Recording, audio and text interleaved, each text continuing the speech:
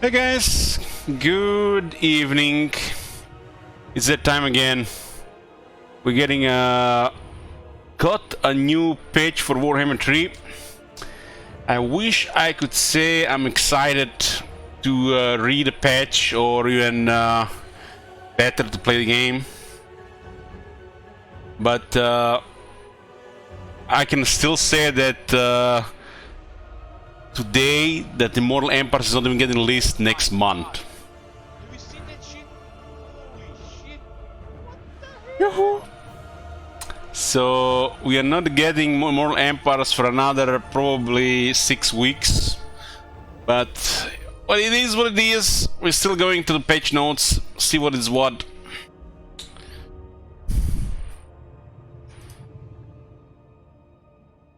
Oh, that's so white. Gotta close my window and melt here.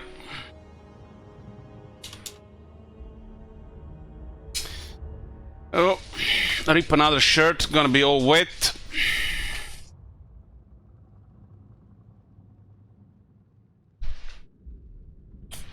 So, what do we got here? We got update 1.3.0. So, it is here. Patch 1.3.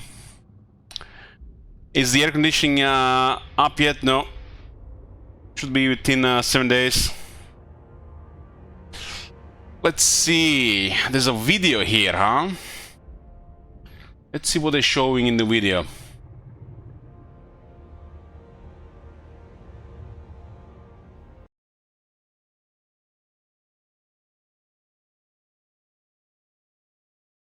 Three minutes, 21 seconds.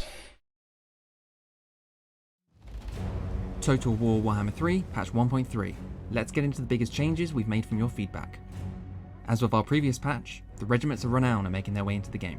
This time we'll see Sky Striders, the Righteous Lancers of Wei Jin, Oathbreakers of Tor, Barons of the Bog, Knights of Immolation, Eternal Entourage, and Heralds of Khorne's Fury. Oh, some nice regiments.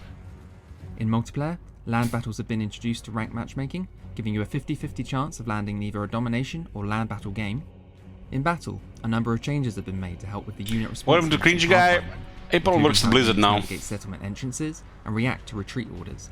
Ranged units firing with a clear line of sight, Iron Guts successfully hitting melee infantry, and improved dueling between single entity units. Smaller artillery and chariot units no longer have collision when dead to help alleviate issues with large entities pathfinding. And Miao Ying's only Dragon took Organs 4 will be months. fully available, allowing her to access her Eye of the Storm ability when in dragon form as intended. AI armies will focus much less on backline units, encouraging more meaningful tactics on the battlefield and reducing likelihood of them marching straight past city defences. The AI will also no longer be able to use army abilities in situations where they shouldn't be able to, for example after a battle has ended or before they have accumulated enough resources. Moving into campaign, we've refreshed some of the buildings and building chain descriptions, updated technologies across various races, and further streamlined the character list. Kurgan War battle spawn rate has been slowed. It's a nice quality of life. Intensity during Cathay campaigns, and a number of character skills have been updated, and improved traits will also be dished out upon defeating any of the legendary lords. Plagues have received an update.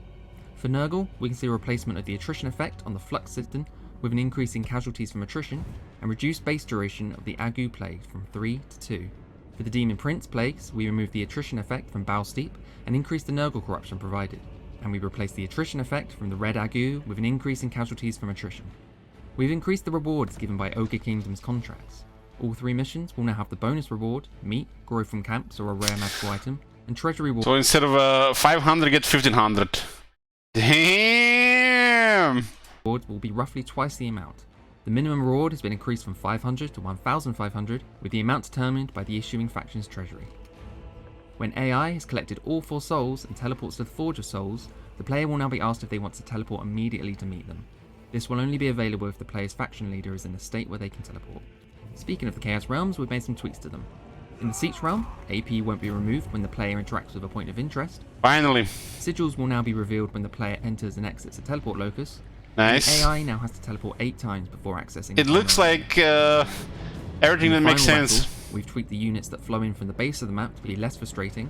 We've also updated the last wave to only count Be'lakor for completion. Once he is killed, the rest of the demons will crumble and the battle will be complete.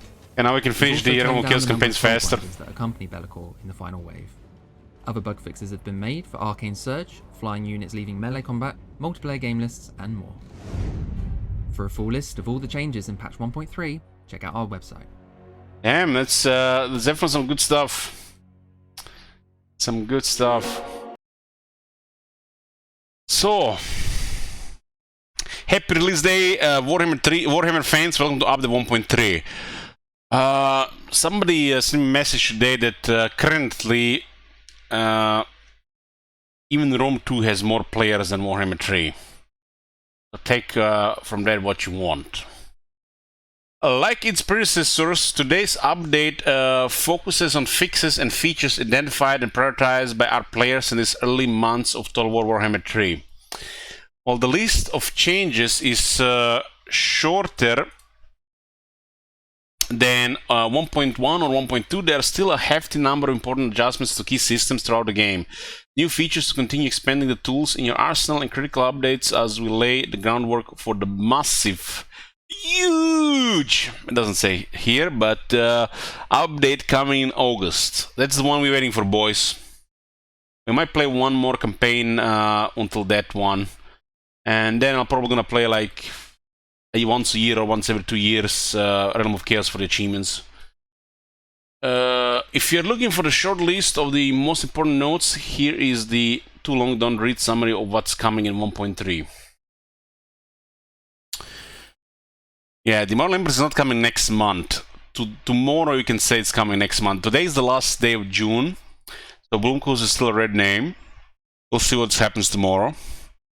So tomorrow, with the start of July, which is Hell on Earth in Croatia, we're gonna have to wait probably 5 to 6 weeks at least before Mortal Empire's patch. 5 to 6 weeks.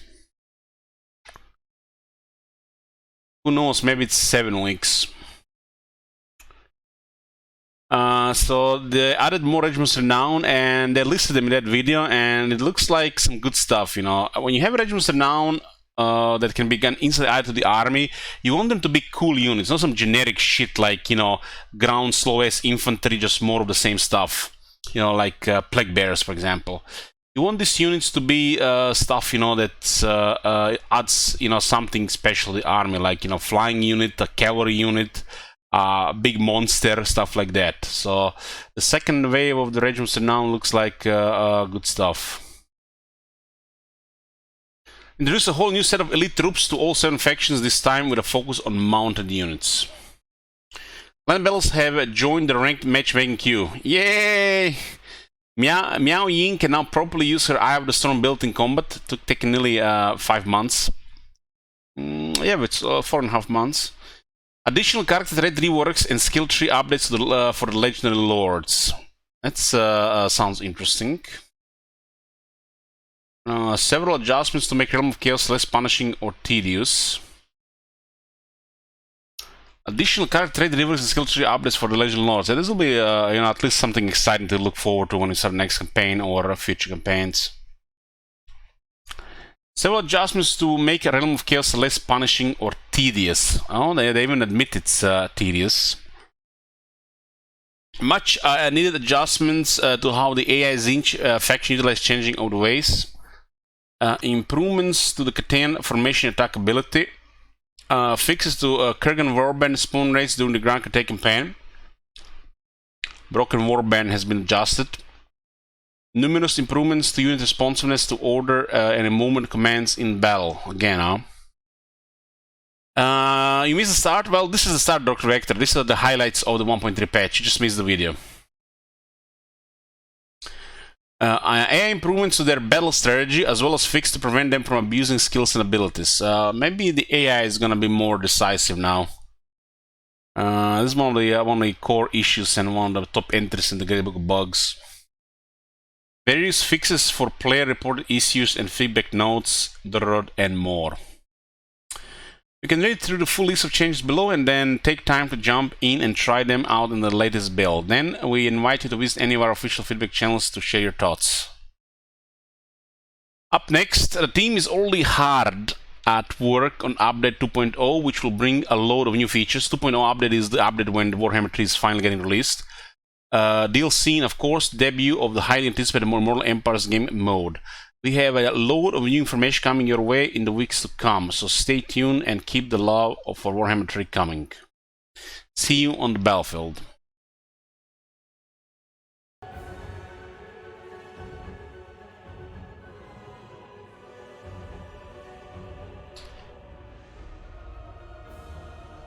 Okay, let's see. Ooh, there's a picture here. Why is Nurgle so green? This is. It looks like some color is fucked up on this picture. I don't know, man. This looks like somebody's grandmother on that steed, and not a demonette. Look at that flabby tie. What the hell? This should be tight. Okay.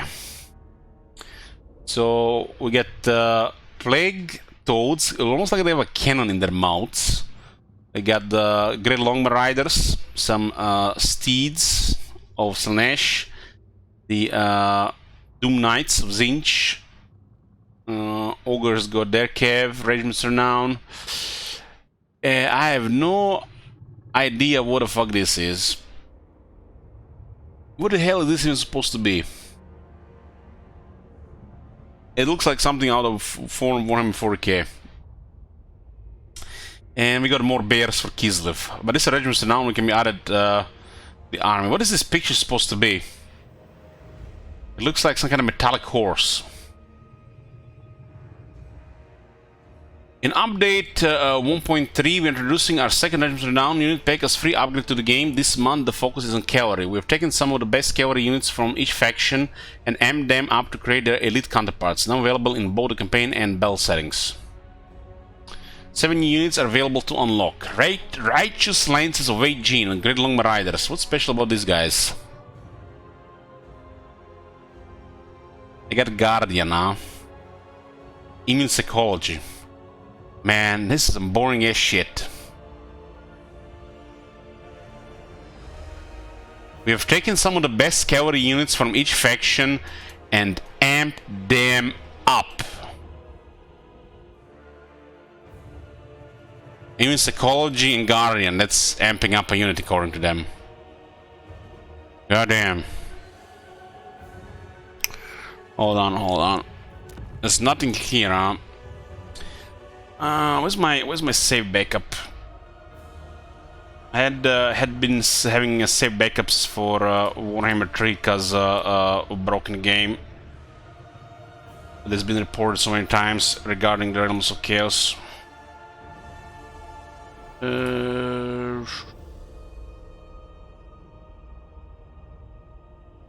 Yeah, the Nurgle save is out of date, but it saved didn't save properly after the final battle.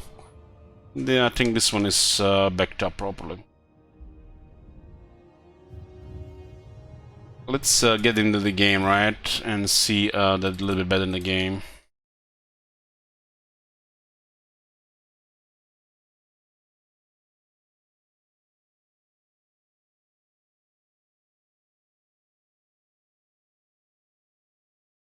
Hey, Amber Johnny didn't miss anything. It's literally just started. We are checking out the Regiments Renown. Damage modifier armor piercing attacks. These units do have don't have IP, so this thing does if the Regiments Renown have armor piercing, it's much nicer because these guys units do deliver huge damage from the air. This was our Realm of Chaos campaign. With the Grankate. Okay, so Heralds of Corn's Fury, it's a Blood Crush of Corn. Aha, I can see the head better now. Okay.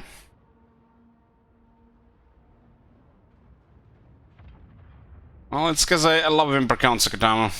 That's why I got it wallpaper. So these guys get a Bental of Immolation, passing confers weakness to fire on all enemy units within the area of effects. Weakness to fire, huh? Oath Brothers of Thor, Warbear Riders. Call of Thor, bombers on him surround the unit with the lightning strikes, applying the blinding contact affect enemies, limited use. And I get magic attacks. So this guy actually, just magic attacks alone makes this a very good addition, because they'll just destroy demons.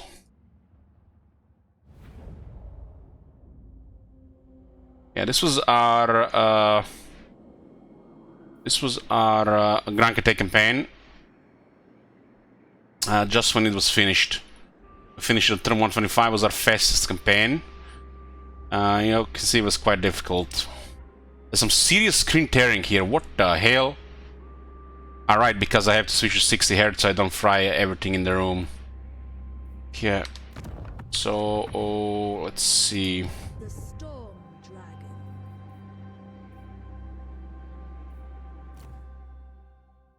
So this is the new Grand Kate unit. Righteous Lances of Veijin.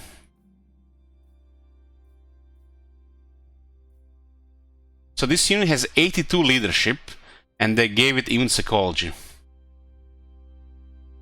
Holy fuck.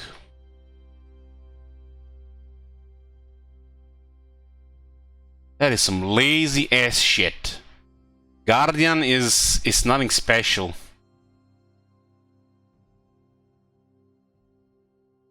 Guardian is extremely situational. It seems like it looks like it's good, but it's rarely ever applied or used to an effect. An example where Guardian actually does good is on Bretonnian Paladins. But that's because how Bretonnians will use their characters. But when you think about the characters of the Grand Kate, you got your Lord, your legendary Lord. And you got the other characters. Like, other characters are like, I'm still trying to figure them out. It's like, what the fuck is even their purpose? So, the only way this Guardian would ever do anything is situational with your Legendary Lord, which are all the powerful. Or one of these sugar mums when they're riding late Jongma. But this means you have to invest both your Lord and the unit to get effect from the Guardian. Otherwise the Guardian is useless. That is a terrible effect on that unit. Really, really shit. So the only good thing about the Righteous Lance of Veijin is the fact you can instantly add this to any army, which is this type of units as a regiment are now some of the best regiments around the game, just because of its unit type. And it starts on rank 9 and it has armor piercing. So armor piercing and the fact that this type of unit, it makes it a great regiment renown, but immune psychology and Guardian is some lazy ass shit. That is some lazy ass shit. But this is a great regiment renown. These are the perfect regiments renown.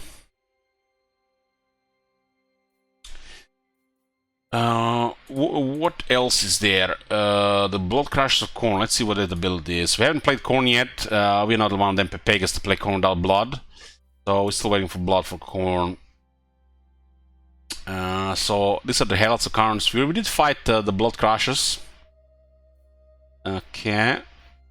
So they got flaming attacks. They start on rank 9. And they got Mantle of Immolation.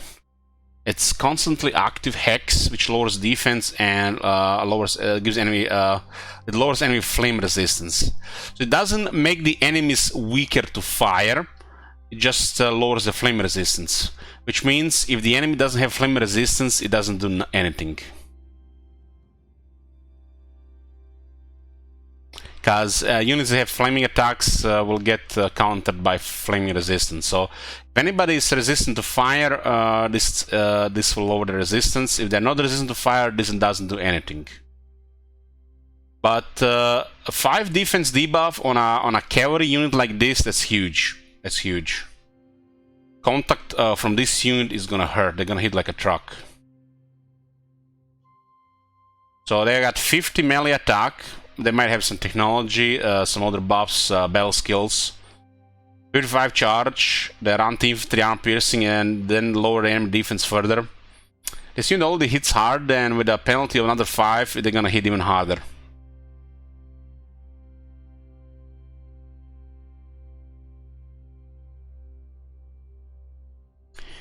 So let me show you these things. So let's find a unit with regeneration. Let's find a unit with regeneration. Let's go greenskins. Holy shit! Look at this size, roster size compared to corn. Like this is greenskins, and this is corn. Okay. Where the greenskin unit? Let's say a troll.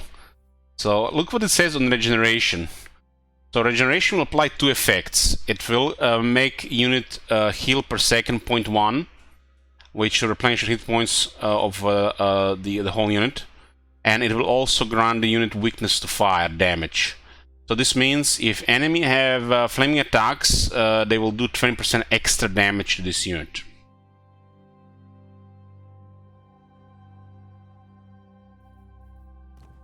This is so having ability that lowers fire resistance on units is literally a niche effect which does next to nothing on most situations.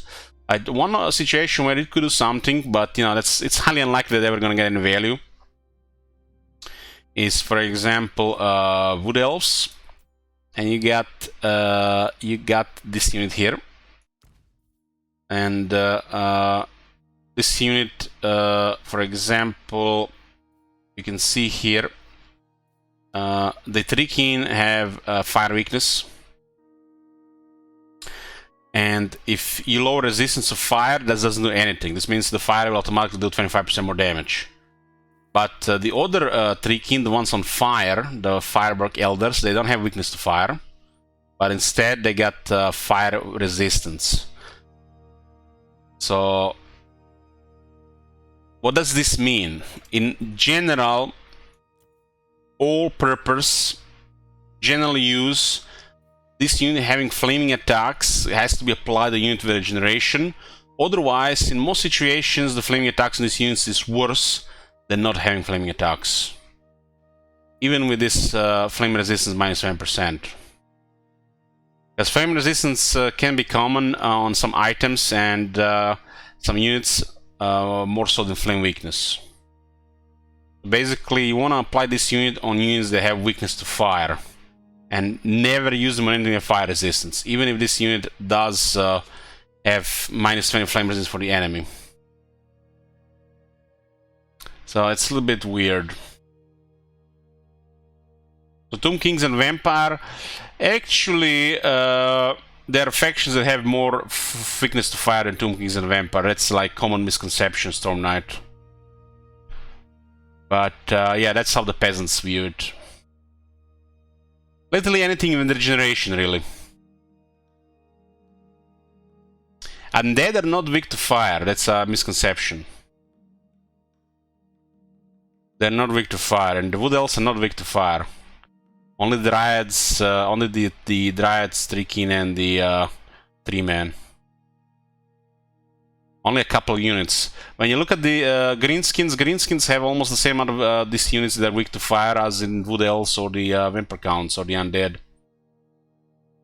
The Skeletons in this game, the Undead in general, they're not weak to fire, and they don't have any missile resistance, so you shoot an arrow onto a skeleton, or you shoot an arrow into a spearman without shields, it'll do almost the same damage.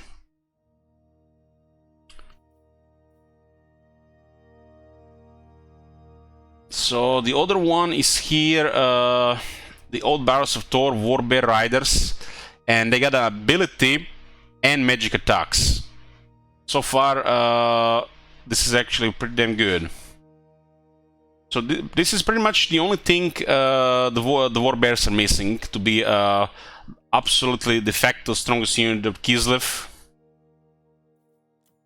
They're missing magic attacks. These are the Warbears, and they don't have magic attacks. If you give them magic attacks, they eat demons for breakfast. And as they get automatically in rank 9, they also have very high melee attack. On top of that, they get another ability which makes them even stronger. This is a very powerful Regiment Renown. It's gonna be an excellent emergency unit for the garrisons. Excellent. They're gonna eat demons. The demons have nothing to do with this unit.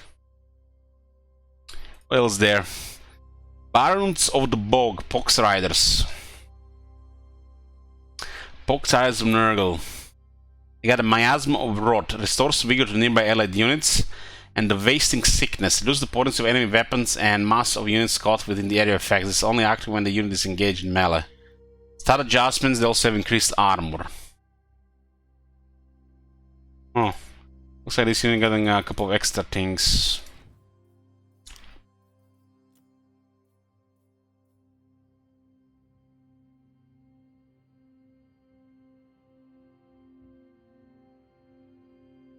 Why are they here and not next to their counterpart?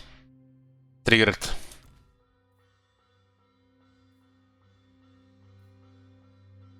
The fact this unit has 80 armor being a demon, it's very nice. Heck, the armor alone is very nice.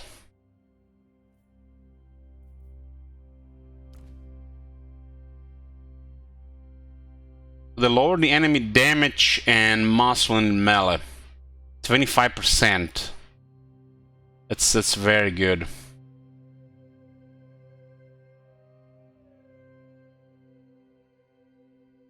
And they actually have the unit's hit points less than 50%.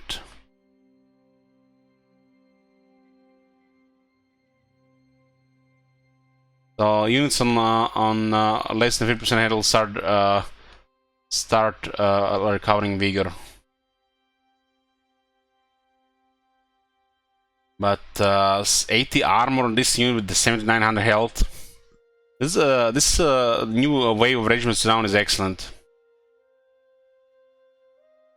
This is how you do Regiments renown. You add the units like this. Like, this is some lazy ass shit. You know, like, what's special about this unit? It's like nothing special about it. It's like you can just add one more of this, and what this unit will be making any different than this? No, just another guy in the battle line. The only difference is this unit can be recruited as an emergency unit to defend settlements, and it's going to be a potent addition to their garrison, and might have enough to stop the army. So it's an excellent emergency unit. A unit like this can be added to an army, and it actually be a fun regiment around.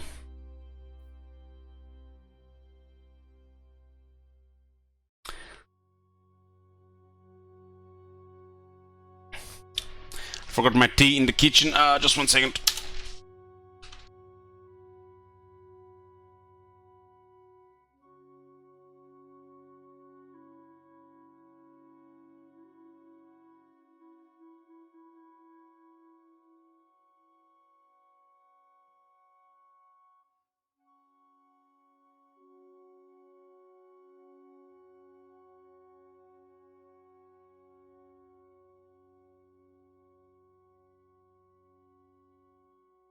Okay, where were we? These are crushers to great weapons, Sky Striders. They get frostbite, they get more weapon damage, and get missile resistance. These are potent units. As a regiment renown, that's excellent stuff. You can see here they're next to each other, right? The regiments are automatically much more powerful because they start always on rank 9, and they can just get recruited out of thin air. Blade Master asks, Alex, if adding a face cam and video to your stream boosted your views by 100, would you do it? No. I'm thinking about doing a stream with a camera once a month on the Southern streams. It might happen.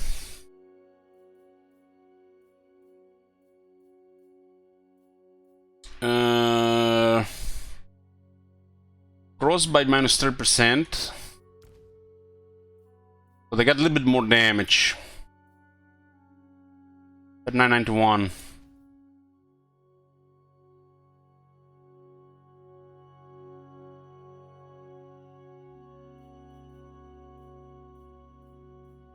I got some missile resistance. So it's a really tough tough unit.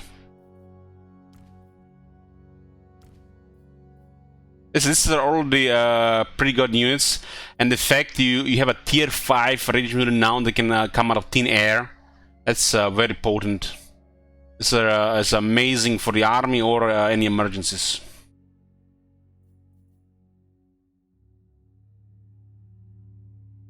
Let's see. Eternal Entourage, Heartseeker Slash. Ability Obsessive Adoration. Cleus asks, we will see any Battle Brothers tonight, LH? We'll see by the end of these patch notes. If I have any energy left, it'll been a long day. The heat is exhausting half of me every day.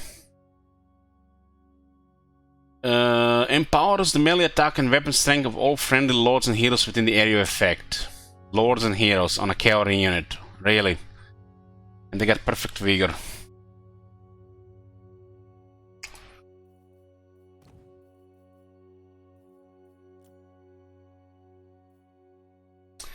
This unit is also out of position. It's supposed to be next to this unit.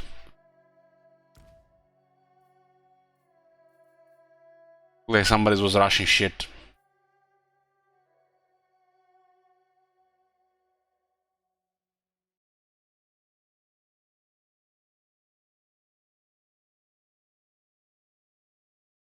It's actually a potent buff, 20% damage and 14 attack for the lords and heroes.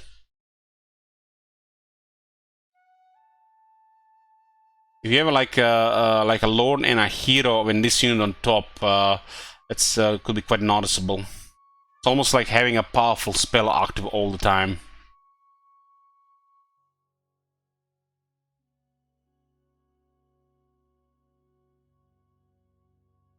They got perfect vigor as well.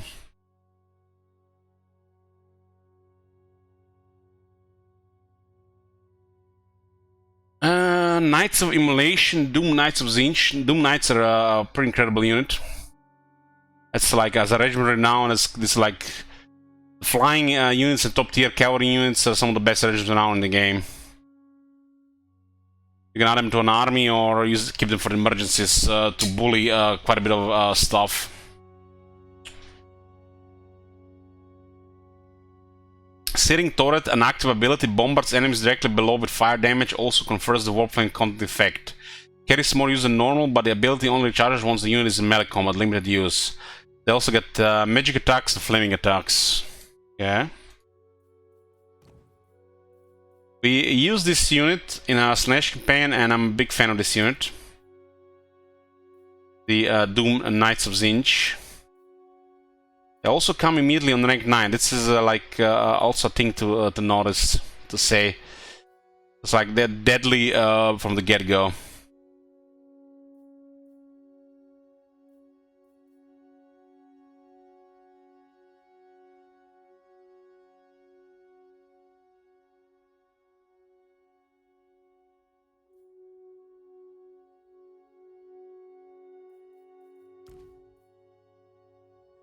Yeah. And yeah, that's all. So what do we have here? Land battles during rank matchmaking.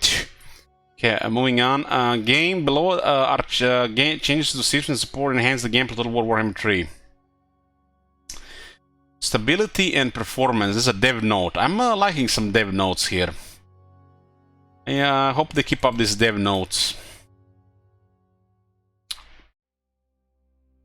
Warp Flame is a weakness to fire and lowers armor. So that's a proper debuff. Unlike that thing they added to the Corn unit. That Corn unit got a shit debuff, while this one has, this is the proper debuff. Regarding the fire stuff. Okay, thanks to the amazing work of one of our community modders, Spartan 6, and their UI performance patch mode, a starting issue was brought to our attention when hovering over components of the UI, particularly when you have multiple mods installed. I think the Spartan 6 guy is the guy that makes those mods that create different icons for the buildings, among some other stuff.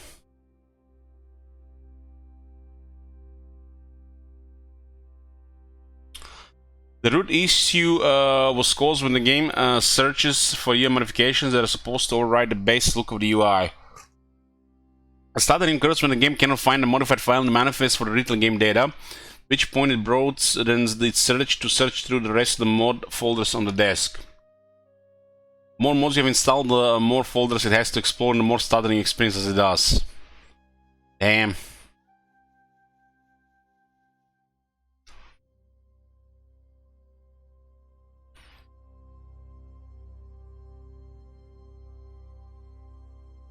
workaround offered by UI performance patch was to duplicate the mod files in the initial search location, thus negating the need for additional searching and improving performance at the cost of duplicating data. The fix we are implementing today goes one step further, creating a precision reference of whether modification exists in the initial file that gets searched. You'll still experience stuttering the first time you encounter a new UI component, but it should only happen once and dodges the duplication of data in the game files. Initial stuttering is something we'll continue to work on in the future, so watch for those improvements later on. And thanks again to Spartan6 for helping others enjoy the game to its fullest potential. Man, only the devs released a game that we could enjoy to the fullest potential without the need of modders. Improved how UI assets are loaded over extended sessions in an effort to reduce stuttering and frame drops. We will continue to investigate performance optimization when navigating the UI address alongside future updates, while also empowering the use of UI skins and mods created by the community.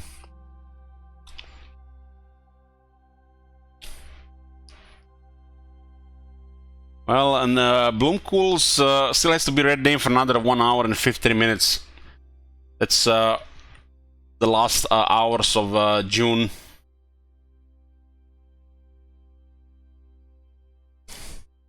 Disable the cursor in benchmarks preventing results from being skewed by highlighting on-screen elements. Fixed an issue where certain character resources were being loaded during campaign gameplay, causing frame rate spikes. Huh. Fixed a rare crash triggered by the AI when defending in battle.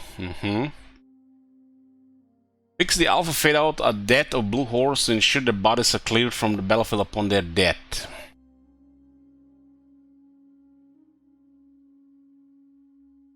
UI. Fix several instances where the descriptive text of buildings failed to account for the latest balance changes. Fix the descriptive text in the iconography of the ogre monsters building chain of settlements to match the version building camps. Remove the white bar displayed on top panel upon entering battle where Dark Elf units were included in the army of a different faction, such as Seduce, to join the army.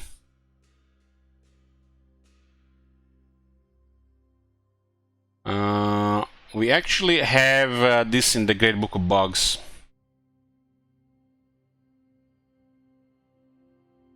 We seduced the Dark Elves and we got a bugged Murderous Prowess. Looks like they fixed this. Several changes have been made to the character details panel. The list of characters on the top of the character details panel now uses the same sorting as the lords and the heroes drop down. So we got a lord and the heroes in the armies, and then the next army, lord and the heroes, next time lord and the heroes. That's a nice quality of life change. Lords are now displayed with a different frame to differentiate them from heroes. Embedded heroes are now displayed with smaller icons and lines drawn to the lord they serve. Okay, gameplay. Below are the changes made to the gameplay rules, AI, and the other mechanics that dictate how the game is played. General changes. To prevent instances where ranged units hold their fire because a friendly unit is in their line of fire, overlapping units are now considered by the game as part of the same unit. This should ensure that the ranged units can now consistently carry out firing orders. Didn't they patch this the same thing in Thrones of Britannia 4 years ago? Is it finally getting fixed in Warhammer 3? This issue, yeah, you know when you're facing a lot of enemies, and the AI would sometimes have like 3, 4, 5 range units on a very small area, and only like 2, 3 would fire. This makes the enemy, large enemies, regiments very dangerous.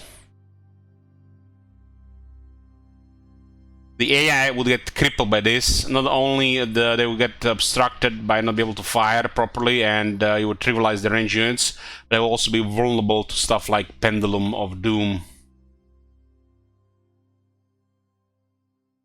Well, it might have been a little bit improved, but this is one of the really important things to fix in the game. Makes the AI look really bad, and makes the magic look extremely powerful in these situations.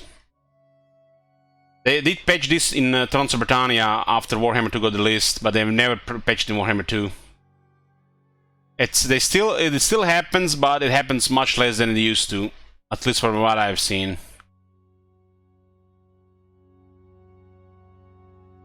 Small or multiple anti-artillery and chariot units will no longer have collision when killed. Okay, so these don't get stuck. This will help alleviate issues with large entities such as Ogre Murmur Cavalry who are having trouble padding around the artillery pieces. That's another entry in the Great Book of Bugs. To be seen in the game. We just seen in the video at the start of this wall text. Yeah, this is good stuff. This is important for pet finding, and you know, for the AI to actually perform. Because if you're facing overwhelming numbers and they fuck up the positioning or the formation, you're not really facing overwhelming numbers. You're facing a pepper melon AI that will get absolutely destroyed. The Zinch, Nurgle, and Slanesh technologies, which previously provided lower passive abilities to Great Demon units, now instead provide additional use of bound spells granted by other technologies. Ah, that's a nice addition. The Great Demons are lacking. They should be more powerful, so this is one step close to that. Armies fleeing from bastion gates are now prevented from making attacks of opportunity. This also prevents a progression blocking bug that could occur during battles.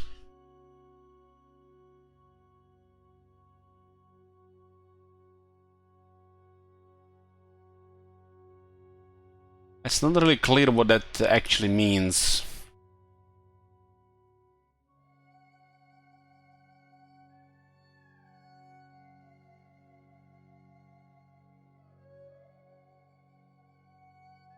Autonomous riders and other entities are now properly reset after resurrection.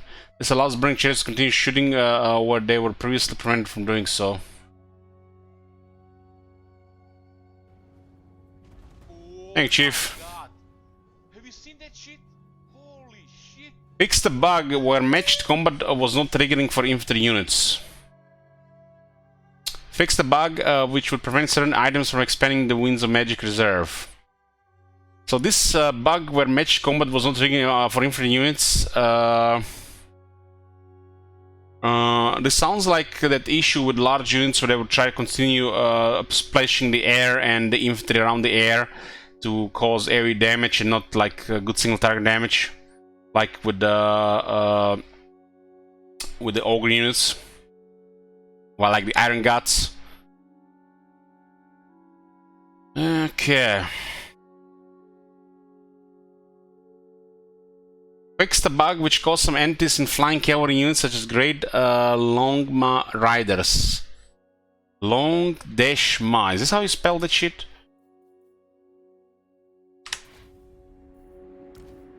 Long-Ma. It's not Long-Ma.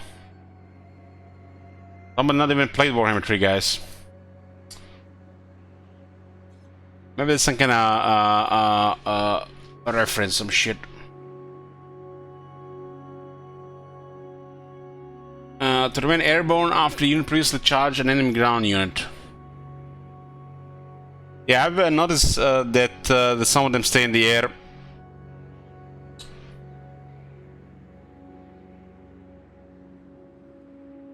Fix the bug where flying units would wander aimlessly after abandoning melee combat. Yeah, seen that as well. Happened with the plague drones.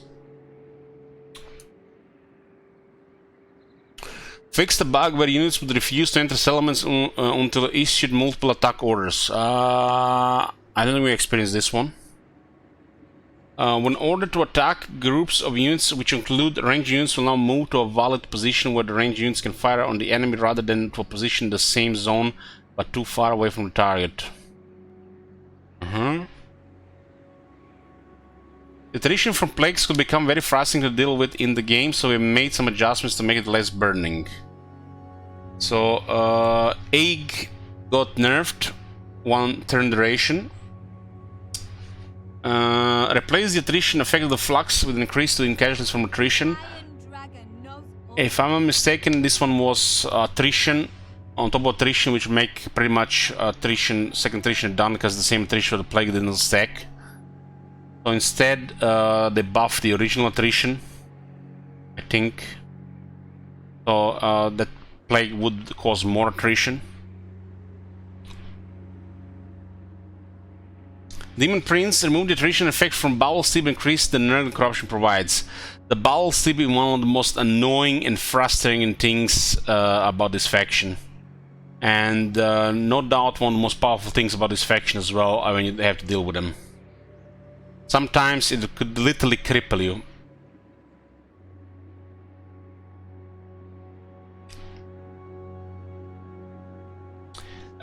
Demon Prince, replace the attrition effect from the Red Egg with an increase in casualties from attrition.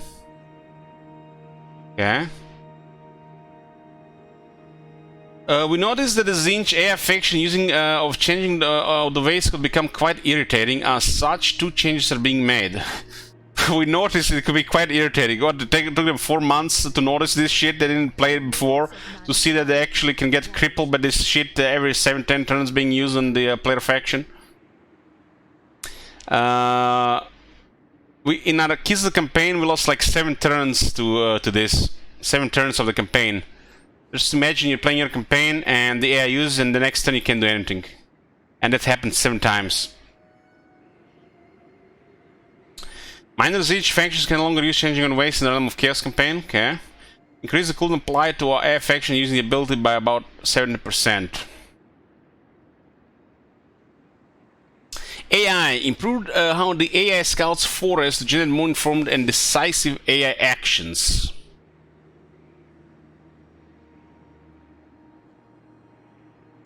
Improved how the AI utilizes summoned units in battles. Ooh, maybe they actually get more value out of it instead of just random value. Fix several issues which allow the AI to use abilities when it shouldn't, including after the conclusion of the battle. Like Zinch bombarding you constantly throughout the battle. I've actually seen Korn summon the Bloodthirsters on one of my units at the start of the battle, and they're given the Bloodthirster an order to go into the city while I was sieging the city. And by the time they would get back to the city, they would just go poof because they're a summoned unit.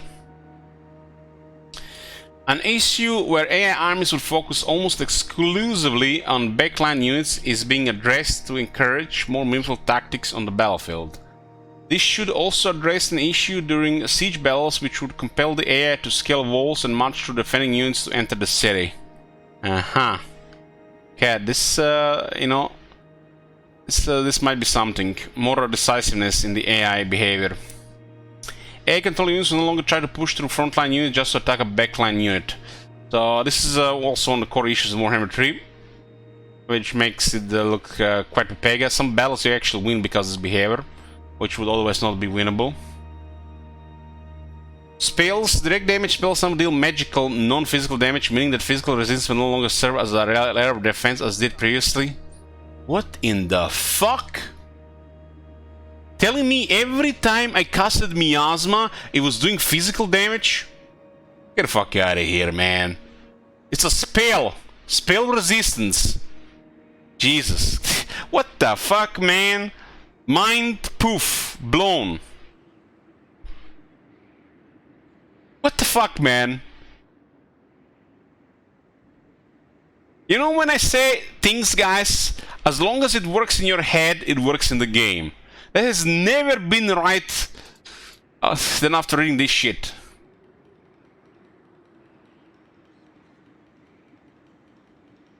Jesus. Exploit fixes. Mana reserve effects such as those provided by the Jade Amulet are now correctly applied, preventing an issue which could result in infinite magic reserves. Oh no.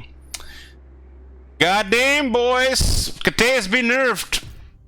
Kate has been nerfed. We no longer can we have infinite power to cast magic, because, you know, we need magic with Kate to win battles.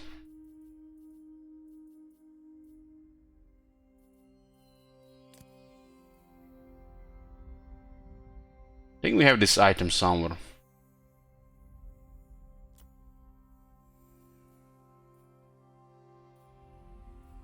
Instead of fixing that shit here, I should be something about like stuff like scroll leeching and other rare items that are not even half rare.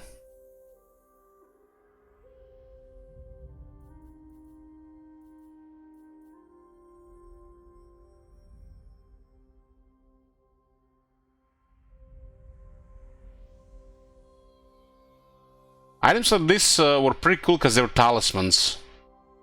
They're still pretty good now, unique as a talisman, but yeah. We didn't even get any value out of these items, because you rarely ever get that extra power with this faction. This faction use of magic is questionable at best. You're trying to implement it and use it in the battles, but keep wondering, you know, if it even fits in the first place with this faction. It's like things they have access to, but unless it's like, I don't know, on the Legendary Lord, or you're fighting some massive battles, it feels like off.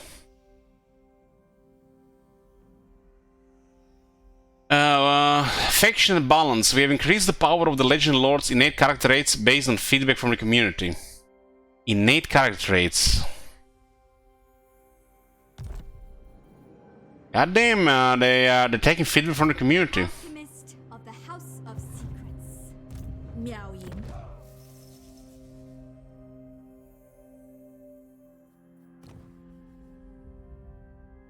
Maybe it doesn't work in here, huh?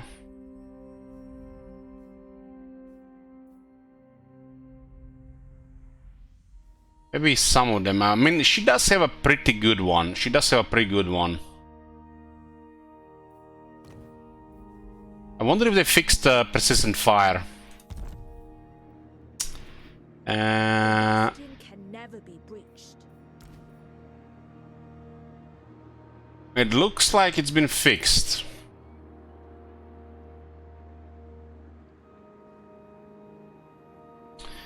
Okay, so maybe we can see it in this campaign. Let's see, maybe something on the, you know, when you pick up stuff. Maybe it's the fit rates, right? Maybe it's the fit rates. Why the fuck does it play video every time I click this shit? Command I. It might be the fit rates. Why they call it innate traits? Why not the fit rates?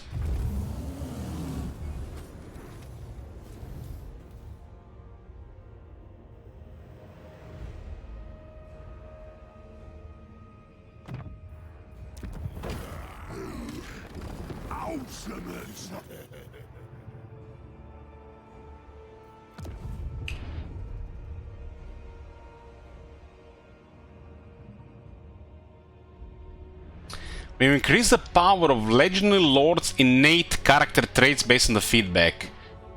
It's like just confusing people here. Why didn't they use the defeat traits, you know? Legendary Lord's character defeat traits. It's like, what the fuck is this? Upon defeating the Demon Prince, the attrition effect now applies to all forms of attrition. So not just Chaos Corruption attrition. You read wrong, I think.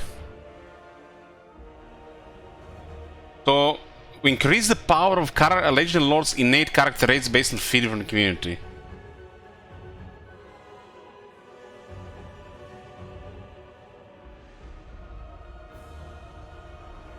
But where do you see this?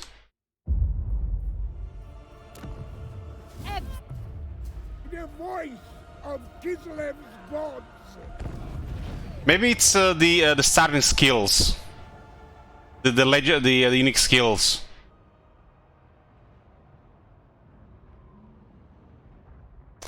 Let's check Costalton.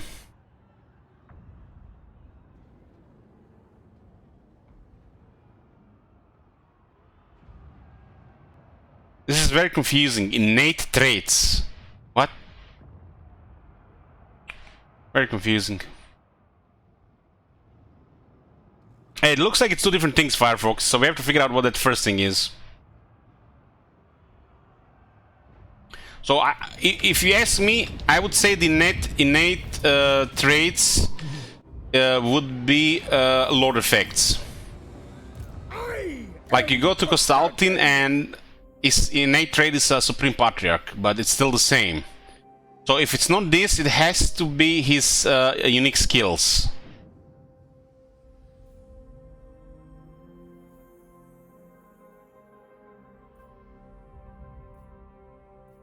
But his scenic skills are weird and off, still the same.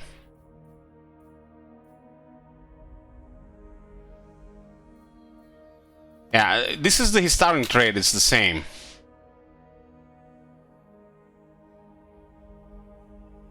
That's weird.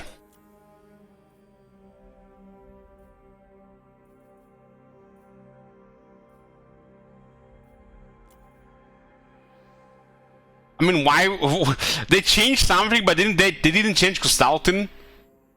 What the hell? It's like this guy's first to be changed. This guy is off on so many levels. I mean, look at him. He's bolder than me.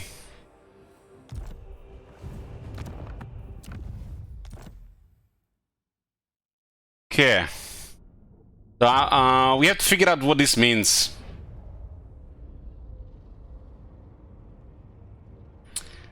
We increase the power of the Legend Lords and their character traits. Maybe we need to check the video again. I think it was mentioned in the video.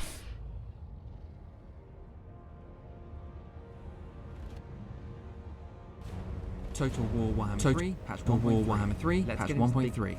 Let's get into the biggest changes we've made from your feedback. As with our previous patch, the Regiments of Renown are making their way into the game.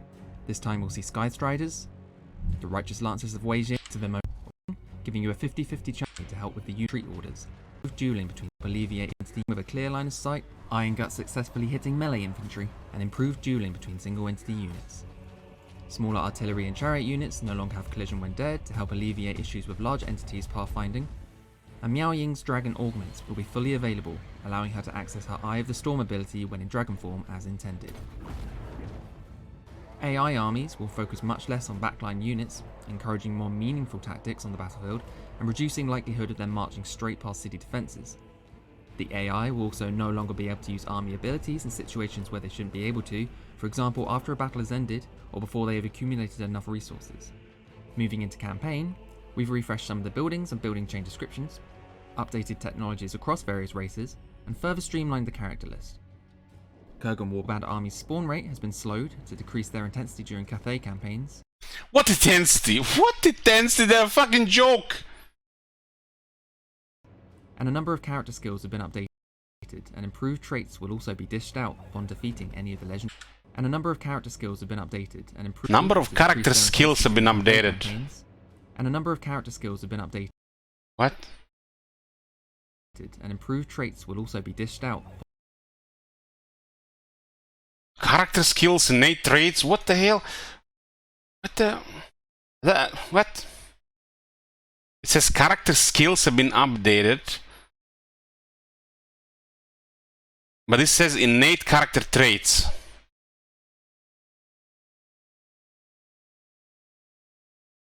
What?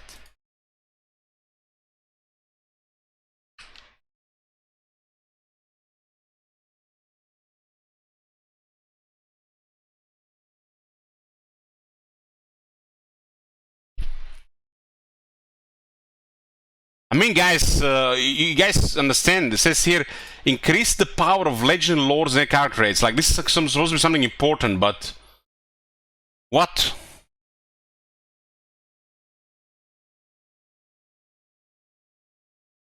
They increase the power of legend lords and their character traits. But where is this?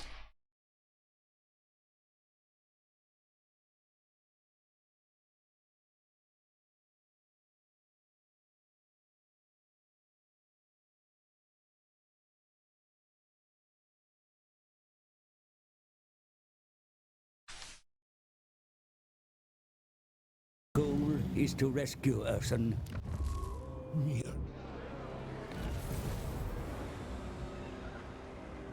I am Constantin. It's 2 points for 9. It's plus 9 leadership skill and 80 leadership. Still same crap as before. Poop, poop, poop, poop, poop, poop. This gotta be one of the most poopiest guys in the game.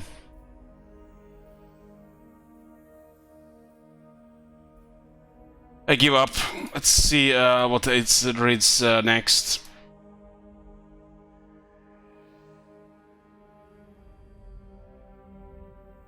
Okay, upon defeating the demon prince, the attrition effect now applies to all forms of attrition. It's cool. Holy shit! What the hell? When you defeat Catherine, you get frostbite attacks for Victorious Lord. That's nice. That's a good one. Before, you would get some lazy ass shit like Terror against Kislev. Lazy copy pasta. Frostbite is a 30% slow. It does not work with poison though. Poison is better.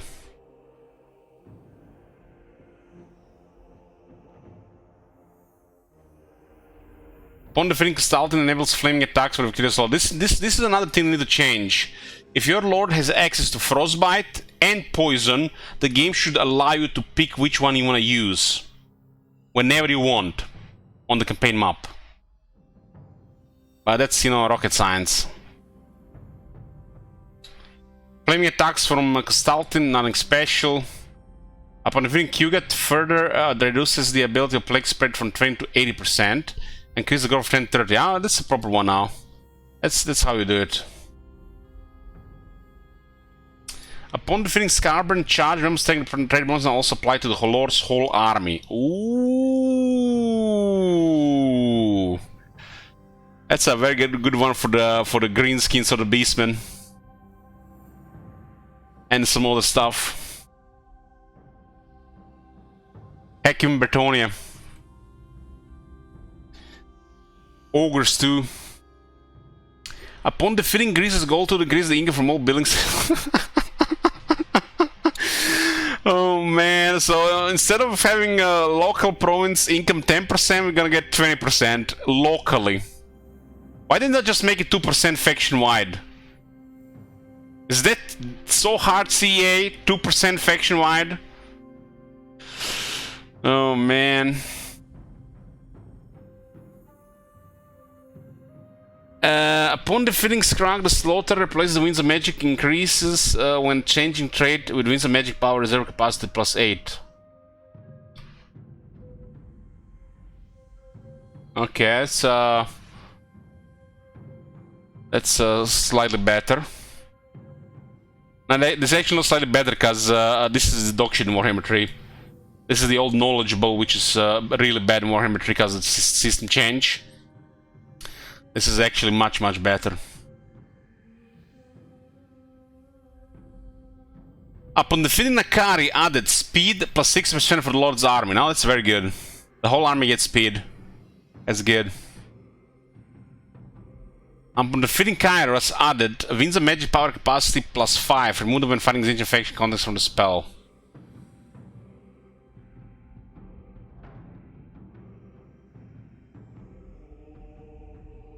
So when defeat Skrag get +8, but when defeat Kairos get +5. Huh. So defeating Teclis gives less than defeating Cockroach. This is like making a deja vu here. But it's addition to what was before, I think. Okay. Demons of Chaos skills. Plague Troopers. Replace the charge bonus effect with up to melee defense +6 for Nurglings, Plague Bearers, Nurgle, Exalted Plague Bearers, Nurgle for second Nurgle units.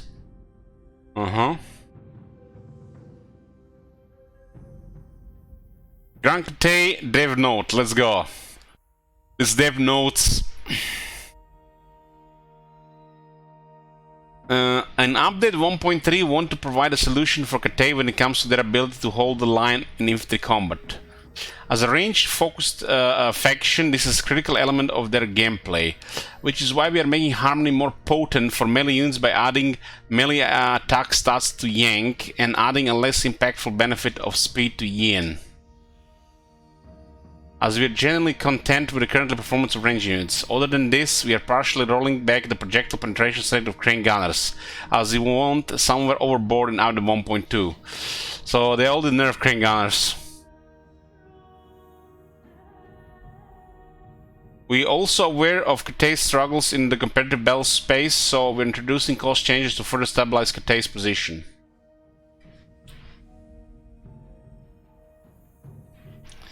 Come on guys, don't laugh. They definitely overdid it. Honestly, the crane gunners are nothing special, because they require positioning. And if a great positioning is not rewarded with great power, what's the point? But in any form, it's still a unit that can be added to the army, because the enemy might have flyers and large units that are suited to getting shot by such a unit.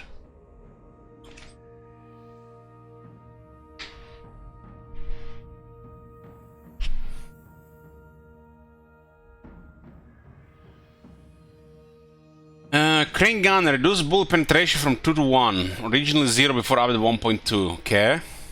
But it's still better than before. The earlier version. Cheaper.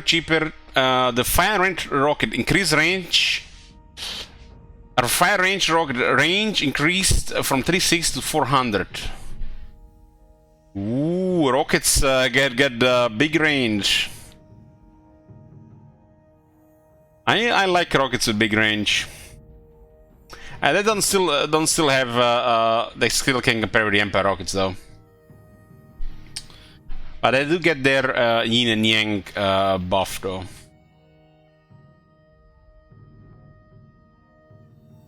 Sky Lantern HP increased. That's good. That's good. That also will make the Lord have more health, right?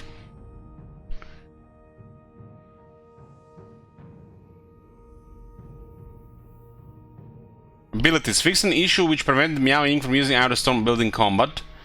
So it took in 4.5 months for the dragon to use that ability. Formation attack. Soldiers who have activated the ability will now more actively seek out combat, making it far more effective in frontal engagements. Yang now provides from 4 to 8 at melee attack, and Yin speed from 6 to 12.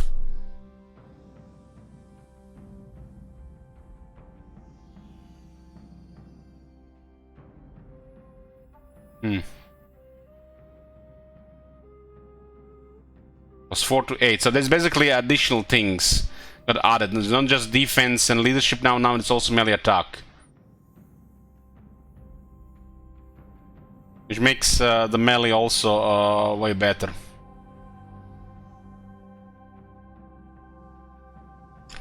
The following changes have been made to the Lord Magistrate's abilities. Inspired Defense, Inspired Monkship, Inspired Assault are no longer mutually exclusive. All three abilities can now be selected at the same time. So the Lord Magistrate can now be more useful.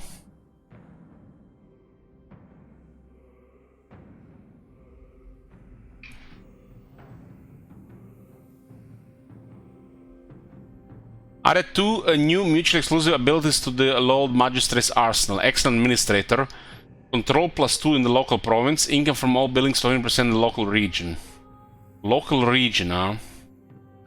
Astute General. Unit experience gain per turn 100 Lord's Army. Recruit rank +1 Lord's Army.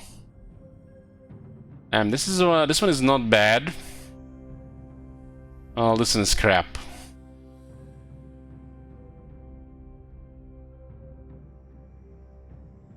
This one will add up with other things, especially this faster to veterancy.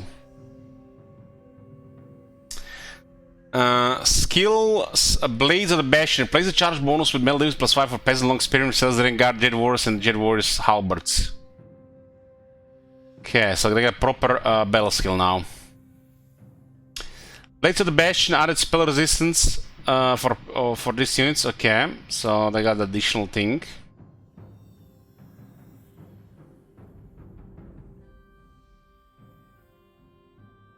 Caravan Master. Fix the ordering of skills in the first line that result in the immortality skill being hidden. Get the fuck out of here. I thought it was intentional those guys weren't mortal.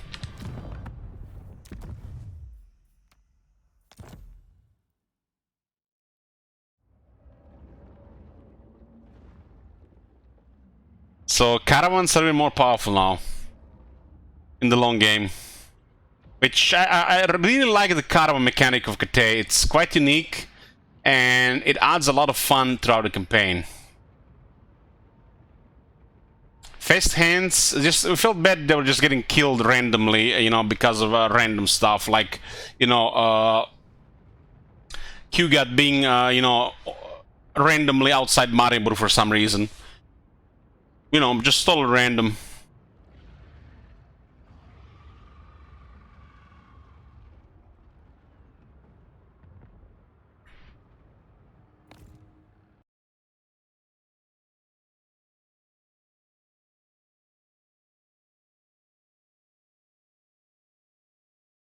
You guys hear me? I think the game crashed. Yeah, the game crashed.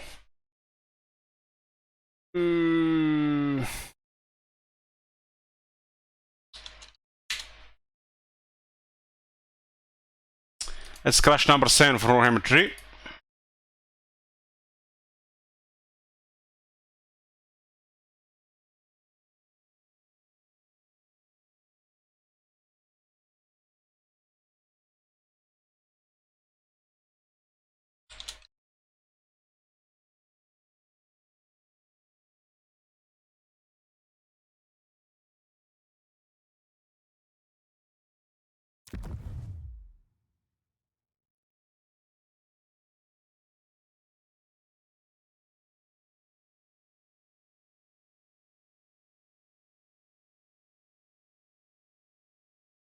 Yeah, I'm not alt-tabbing, Parik.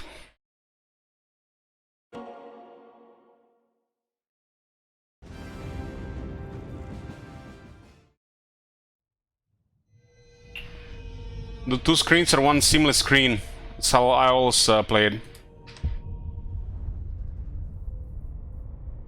See this? What you see on the scene here? This is just the right side of my setup. They're basically just seamless one screen.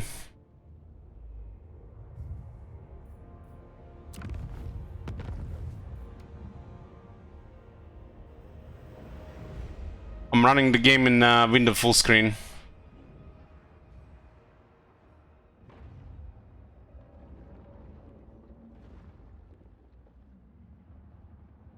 This is an old save, so it could be crashing because it's an old save.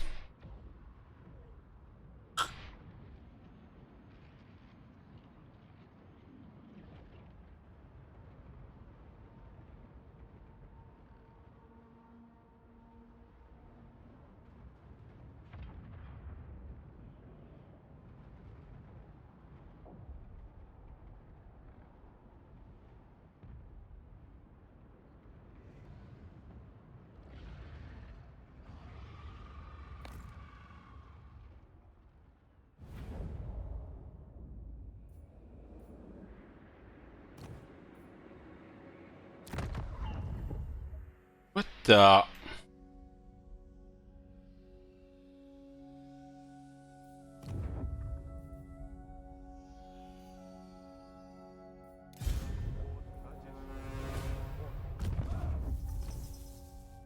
So they can have immortality.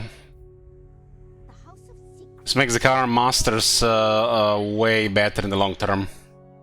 It makes sense because in the late game you use the Caravan Master, your Caravan's literally crippled. You literally you won't be able to build up again. Because the Caravans have to scale with the game passage, so the immortality makes sense.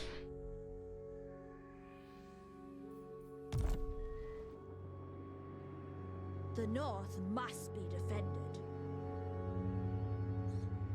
Okay.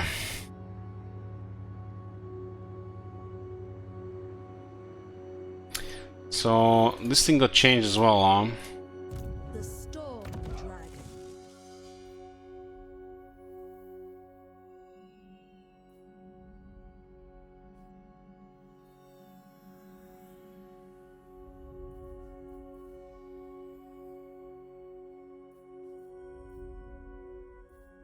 Okay, so they corrected some of the missing stuff on battle skills.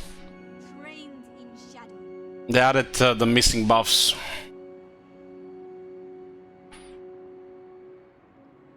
Oh, and these units now get 5 attack on the unified charge. It's like what they're missing, the cavalry especially. Okay, the following changes have been made to Miao Ying's skills, so this could mean one of those innate traits. Harmonious. Increase the diplomatic relation of Cathay from 20 to 40, okay. And Prison Fire no longer applies its effect twice. This was making her super overpowered as the AI. He had like the best auto-resolve arm in Warhammer 3. So they fixed the bug, so she's more balanced now, especially for the AI. And this is relevant. So what else is here? Following changes have been made to Zhao Ming's skills. There's the armor now applies +10 armor to melee units in Zhao Ming's army in addition to Zhao Ming himself. Okay.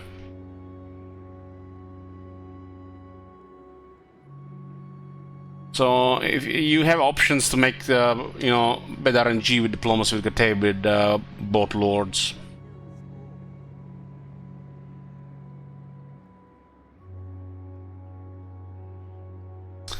The Katean technologies, Dragon Fleet Aegis and the Sea Dragon's Edict now apply to the faction's capital rather than Hanyu Port specifically. Harmonic Balance reduced the income effect from 4% to 50%. Yeah, that 4% was ridiculous. That was only a strong industry building. I agree with that change.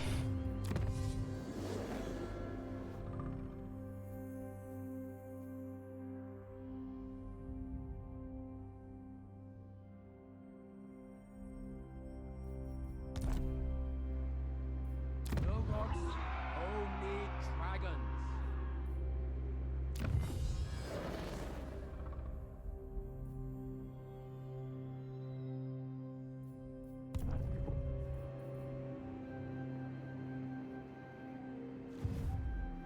Okay.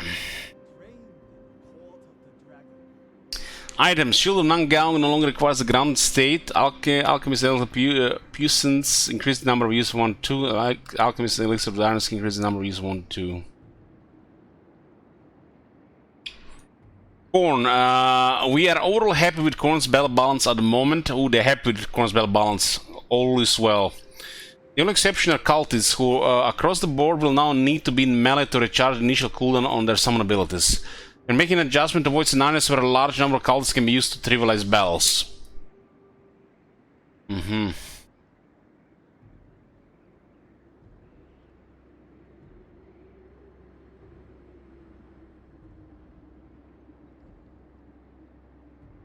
So the Gate of Corn and Gate of Corn got nerfed. So you have to enter melee and then wait to charge it. These are important abilities, so it kind of makes sense.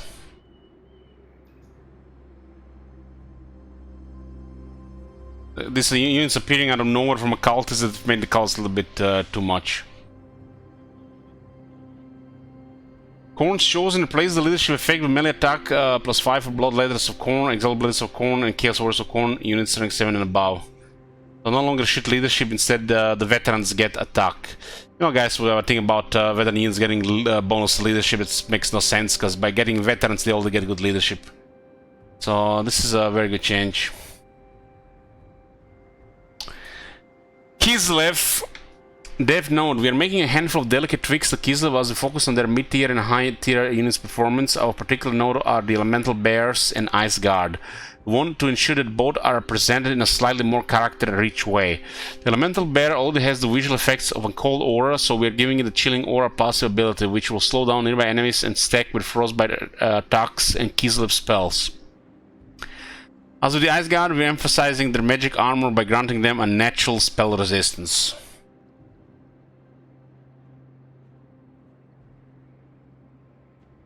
Fixed an issue which prevented adamant bonuses from applying the turn they came into effect. Yeah, that was a bug with Atamans regarding some things being applied. The main bug was the adamant bonuses will stop applying on a turn after you do a battle. So you start a turn, they work, and then you do a battle, the game forgets about Atamans until the next turn. So I'm not sure if they fixed that as well. Now, units. Boris Ursus now deals frostbite attacks, so it's slow. Armor cost great weapons increase their charge bonus from 6 to 20. Armor cost great weapons increase their melee defense from 30 to 32. Daj's Heartblades, Zara Guards, great weapons increase fire resistance from 20 to 40. Ooh, we don't want them with the Regiment Renown from Khorne, the new one, being too OP. We completely removing the fire resistance from this unit. Now they only remove half. Elemental Bear and a grant chilling aura possibility. It's a slow in AoE effect. Ice Guards now have 15 spell resistance because magical armor. Ice Guards also have more armor. Wing Lances have more charge. So a couple of buffs for Kislev. Skills. Skills in the first group now only offer one effect at level 1, thus matching the format of skills provided to other races. Higher skills levels can still provide more effects as before. Skirmish traditions, the missile is an effect now probably affects rank 7 units and above. So it only worked in my head before. Breach Loaders no longer applies its benefits to the basic and speed versions of Cossars, only armor Cossars and Streltsy. Yeah. Okay, so that got fixed. Dash's Brazier, okay. Nurgle. Oh, Nurgle gets like one line of text. I mean, look at this shit here. There's a lot of letters here. There's even more. There's letters here too. Granka gets a lot of letters. And Nurgle just gets like one sentence. Nurgle has been performing much better in battle since update 1.2. Aside from the cultist summon tweaks, we are making a slight movement cost adjustment this time around. So the Festering Stooges got nerfed in cost because, you know, there's a important unit because of that regeneration. This is a multiple stuff that got cost increased.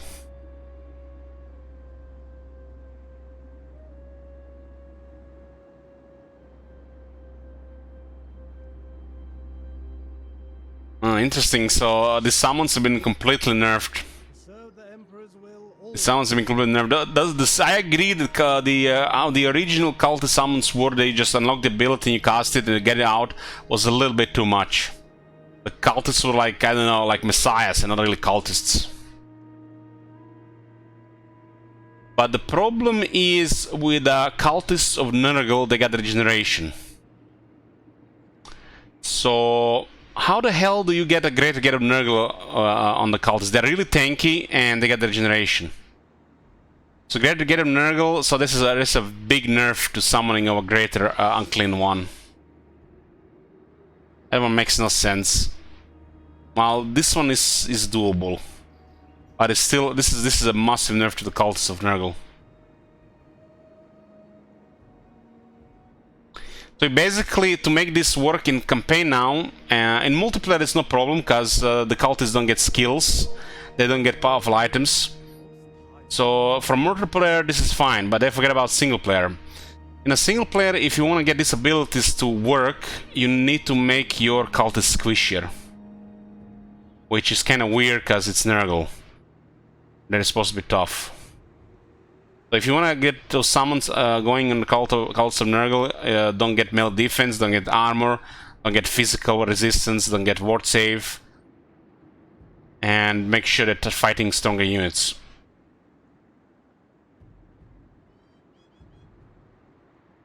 Well, for multiplayer this makes sense because they don't get the skills or the items.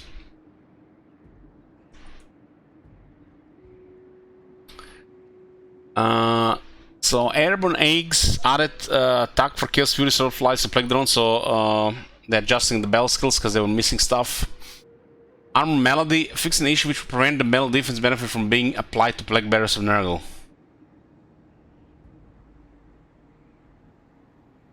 So that was a issue, huh? Okay, canker spread, melee defense of the pox riders, plague toads, spawn. Putrid resistance, missile resistance for beast, soul grinder, and great unclean one. Okay. That the spell resistance now looks like shittier. And speed got added on the veteran version as well. So they adjusted the bell skills to actually be proper bell skills, like closer to the Warhammer 2 stuff. And Locus of Vitherlands now also grants plus 100% armor for the Soul Gunners of Nurgle. Soul Gunners of Nurgle were missing an armor buff, especially on the battle skills. Now there's a technology for it. And they double the ammo. They do have pretty potent range attack. That's pretty good for the AI, even better for the player. Even better than for the player, I mean. So ogres get even less words here. We're currently content with the state of ogre kingdoms and battles, but we'll continue to keep an eye on them moving forward. We're increasing the rewards given by the Ogre Kingdom contracts. Alternate missions can offer a bonus reward, mini reward from camps, a rare magic item, roughly double the amount of gold granted by the treasury rewards. Increase the minimum reward from 500 to 1500. The exact amount is determined by the issuing faction treasury. So basically, from absolute shit, you get shit now. So contracts are still gonna be situational. Because they could be so out of the way that it's not even worth doing them. The contract mechanic for the ogre should be pretty much their faction mechanic as one of the main things. One of their objectives for victory condition. And not just a you know, extra thing that's trivial.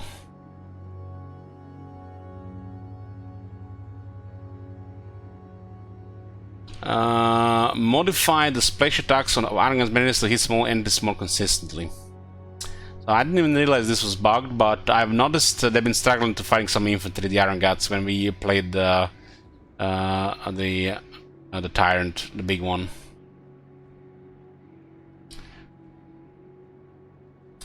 Stonehorn reduced their missile resistance from 35 to 20%, so Stonehorn got a nerf to missile resistance. Okay. They were really tough, the Stonehorns. Skills. The combat skills for Grizzly Gold and Tyrants can now only have 2 levels as opposed to 3. Damn, they remembered. As is the case with other lords. The first level is equivalent to the second level of the other characters.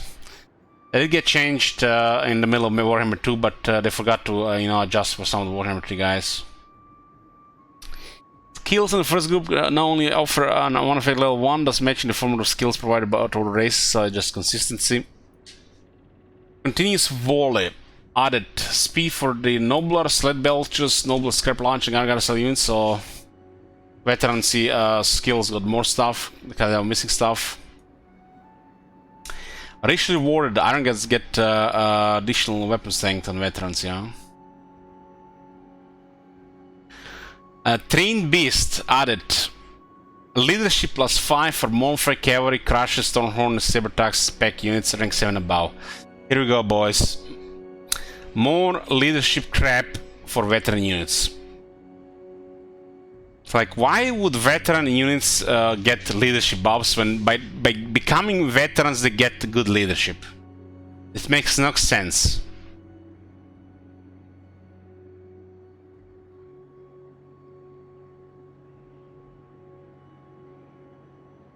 I could have added like 5 physical resistance instead.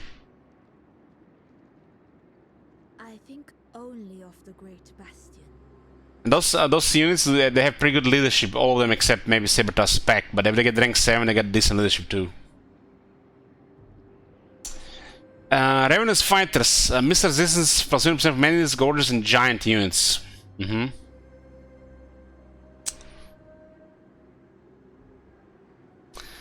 Slanesh, let's see.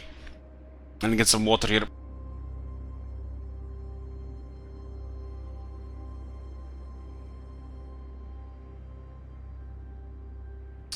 For Slanesh, we are boosting the stats of Demonettes, the Exalt Demonettes, as well as Soul Sent passive. This should ensure that infantry heavy playstyles are significantly more relevant going forward.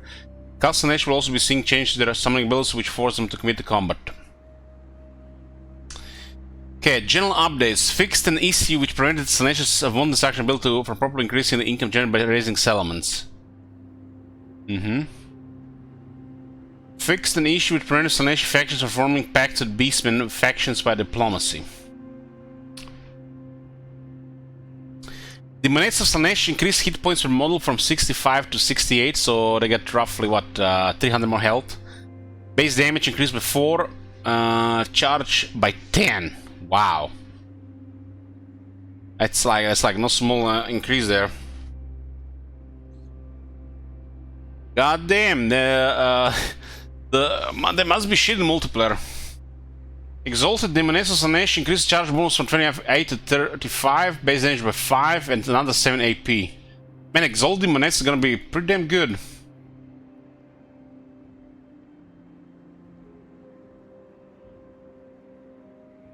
That's a kind of like a quite a nice upgrade for this this unit.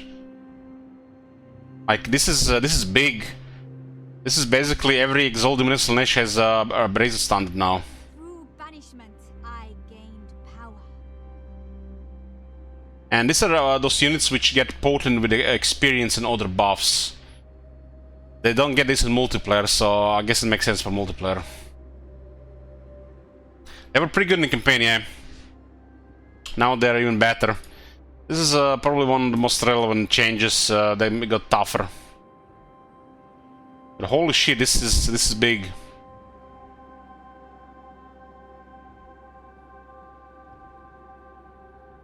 Soul Sand increases the bonus armor piercing damage cap from 25 to 50%. Wow. The Emperor's chosen daughter.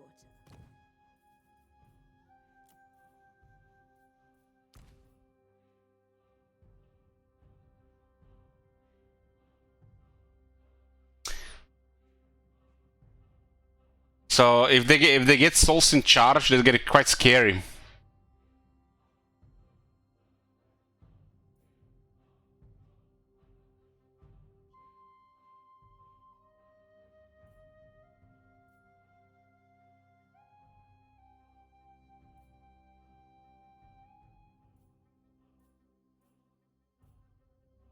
In a way, they're kind of like in the tier of Sisters of Slaughter. Like, this ability just puts them above that.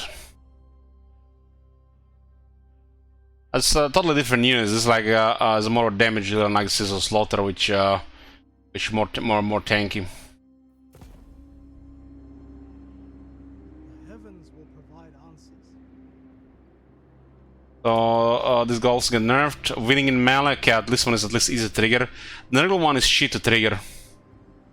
Like really bad.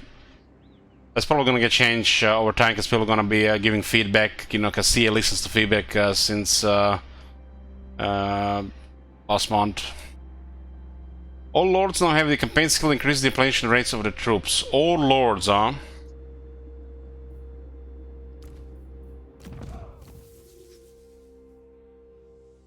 All lords.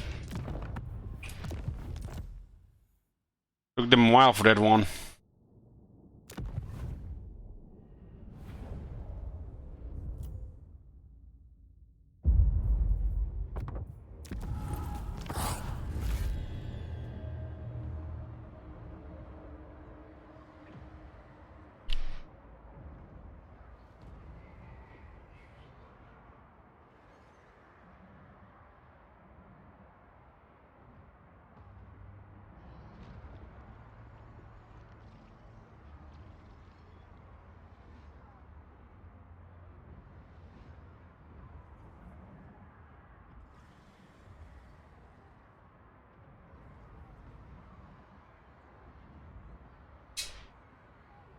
And the car is so big.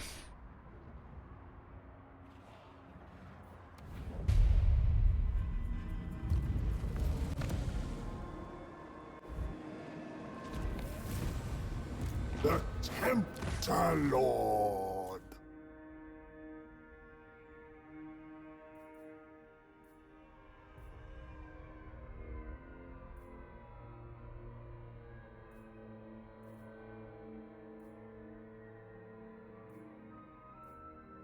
So Promise of Perfection has become a very good skill now. So they added 6% replenishment here. That's excellent. This was already a must-get skill for Nakari.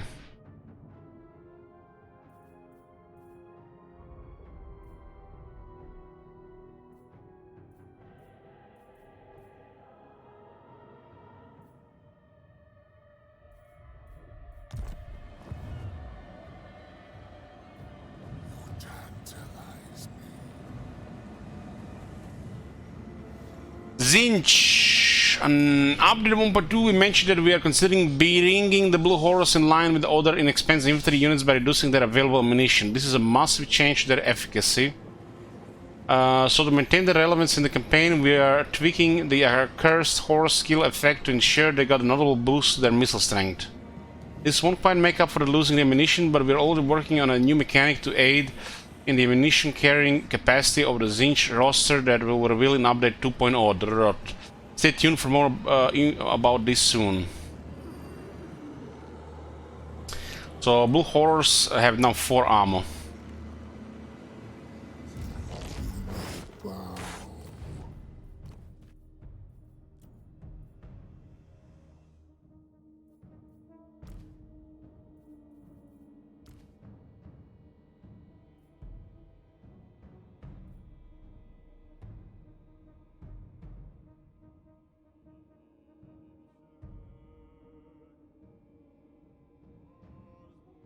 This is definitely feels like esports now. It's like if this thing still shoots and goes to the melee, it'll also win a lot of encounters. But now they have 4 ammo. Ooh, that's dangerous close to esports in this showy shape. But the Zinch units are very punishing due to their ammunition and melee abilities.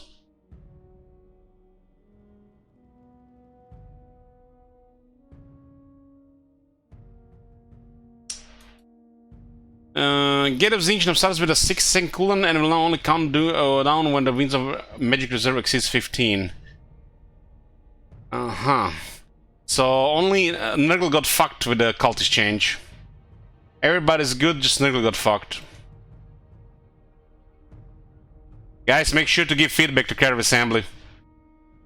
They fucked Nurgle's cultists. All the other cultists have a good way to lower the cooldown, activate the summons, but the Nurgle one is just fucked. They went with the Nurgle theme of getting, flagellated, punished. If they wanted to do this, do they understand that the Curls of Nurgle has regeneration, for starters? For second, this is Nurgle, they're tough. They're gonna be easy to injure. They're not even a large entity. They're gonna be ignored. They're not a priority to attack. They don't have much damage. They usually get ignored by the air too. So of all the cultist changes, the summons, yeah, they're strong, but how they're now activated, Nurgle got really fucked. So to really fix this, they should have added another ability to the Cultist of Nurgle, which basically you use it. The Cultist of Nurgle loses like half the health and transfer it to another unit to heal another unit. I feel like this could be the only way for stuff this to work outside multiplayer. So to fix this in the single player, because they haven't thought about single player as usual. This is clearly a multiplayer change, because there are items and skills in single player but not in multiplayer. They should have added a skill to cultists, which literally damages the cultists to heal a unit. Like cultists would lose, I don't know, 20% health, and you would heal another unit for 20%, which would fit with the Cultist of Nurgle. It would be a skill fit with the campaign. And it would get this criteria they ask now for this to work. These guys are incredibly tough, and unless you purposely send it to fight a strong unit, they will not take damage. And once you equip them with items and skills, it will not happen. So Cultists of Nurgle got butchered.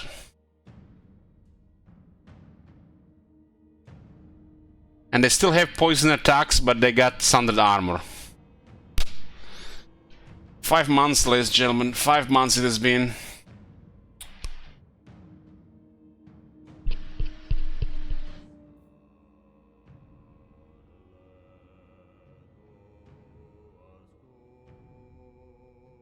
That makes no sense. He has a good regeneration. You have to damage this unit on a purpose, as in it might get killed. It will most likely gonna get routed if it takes that much damage, because it doesn't have very good leadership.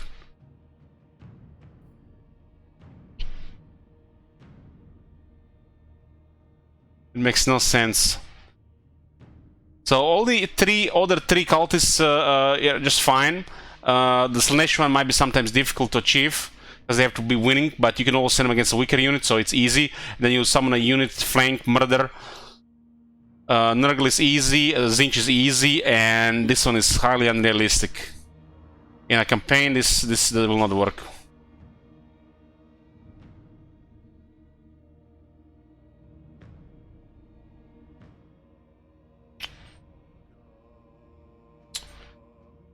I'm sure people will give feedback on that one, because that one makes no sense. Okay. A Cursed Horrors. Increasing missile strength benefit from force 6, 8 to 8, 12, 16 for each level. So increasing the damage because they have less missiles now.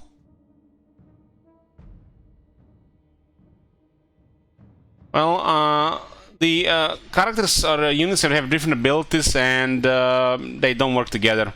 So there should be a system or a mechanic to let you choose which you want to use. If you want to use thunder attacks, if you want to use poison, if you want to use frostbite. You know, because yeah. You should be allowed to pick. Campaign. Below are campaign changes made to the overworld campaign and involved mechanics. Fixed an issue where non-chaos factions will not start new campaigns at war by default.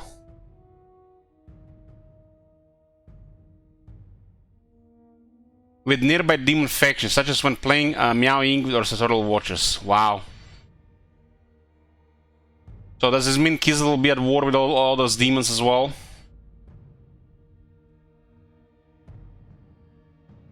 Yeah, this is maybe they just fixed in the case of Miao Ying and Tutorial Watchers.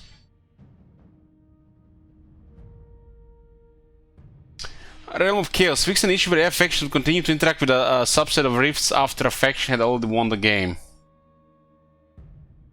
This happened in the Slash campaign.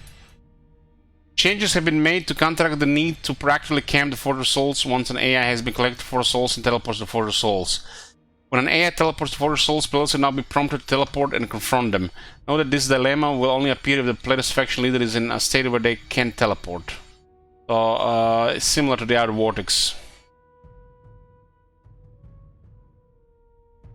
Several changes have been made to prevent Kurgan Warband armies from continuously spawning at the Great Bastion. Reduce the rate at which the threat meter fills. Reduce the threat meter when the threat meter is not full, Kurgan Warband armies will only spawn at each bastion gate when it is raised. Threat meter now reduces when any faction destroyed defeats Kurgan Warband rather than just contain player. Improves building info when the threat meter is. They don't get it. They don't get it. This is not a problem with Kurgan Warband. The problem is that this faction cannot be destroyed. They should have a limit how many times they can respawn, and the problem is they're fucking pathetic. They're fucking pathetic. Weak. Weak sauce, and now they made them even weaker.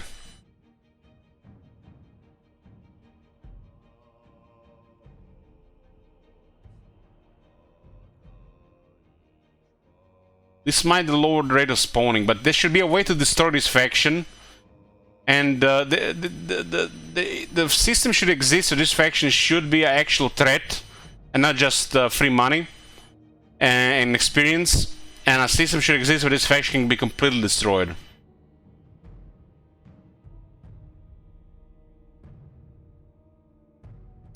Several issues have been fixed in Zinch's realm. Sigils are now revealed upon entering and exiting the teleport focus, so you only see one but not the other one, or you don't see them and you use them, they are revealed. That's good. Action points no longer can remove when the player interacts with point of interest in the realm. Hallelujah. When you enter the white area, you don't lose movement, which should have been in the first place. And a faction must now teleport 8 times before they can access the final area. So it will definitely feel less frustrating to be in that place. Instead of something that's a frustrating experience, even if it's like if you're successful. I've done Zinch's Realm successfully every single time. Every single time. By, the rooms the game offered, and I was just using that. And I always still felt like a frustrating experience. This will definitely make it like a less frustrating experience. Can anyone here background knows my fan is working at max speed, so it's super hot here.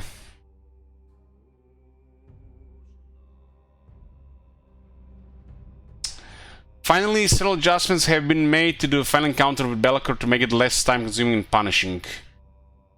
Reduce the rate at which units enter from the base of the mob. In the final wave, killing Bellicor will not cause the remaining demons to crumble and conclude the battle. So just focus Bellicor and end the battle. Nice. Reduce the number of soul guys that accompany Bellicor in the final wave. Killing them is no longer required to complete the wave. I don't think there's ever was a lot of units in that fight. Problem was you defeat Bellicor and you still have to, you know, ride it out. And they can take, you know, another 10 minutes. Now AC in the house, no. It's not been installed yet. It should be next week. Reduce the number of soul grind. Okay, fix several issues and prevent Bellicor from utilizing all of his spells and abilities during the encounter. So hopefully the Bellicor... I mean, now that they've changed this, you know, the next step would have been to make Bellicor stronger. Because now you just create an army that just counters and snipes Bellicor, so you can just finish it, right? Who cares about anything else? They should have then made the Bellicor stronger, like higher missile resistance, higher ward save, because the Bellicor is kind of a joke against the elite army. And the rest of his army combined will not help him.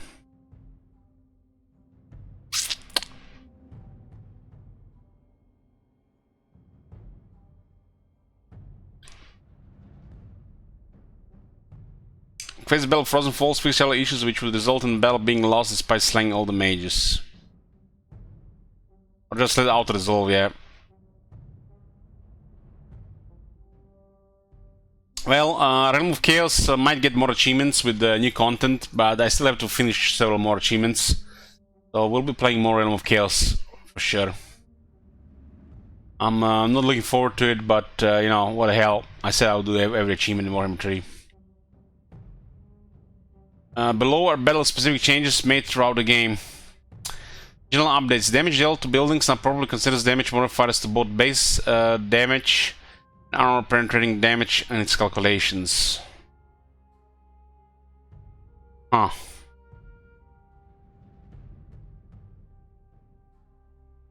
Some units are not dealing proper damage to the buildings. Fix the bug which prevents the army buildings from using the current winds of magic.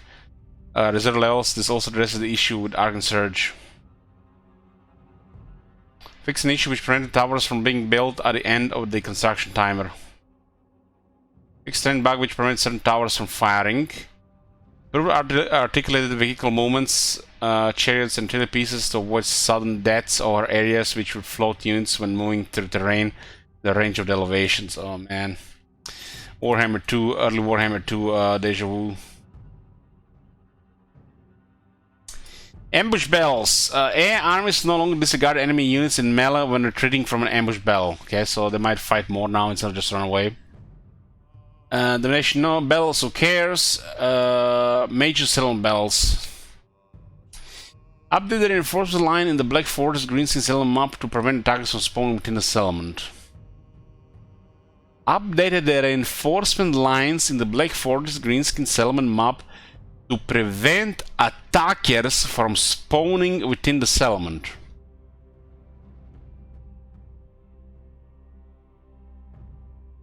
So you could enter the enemy city at a start of battle.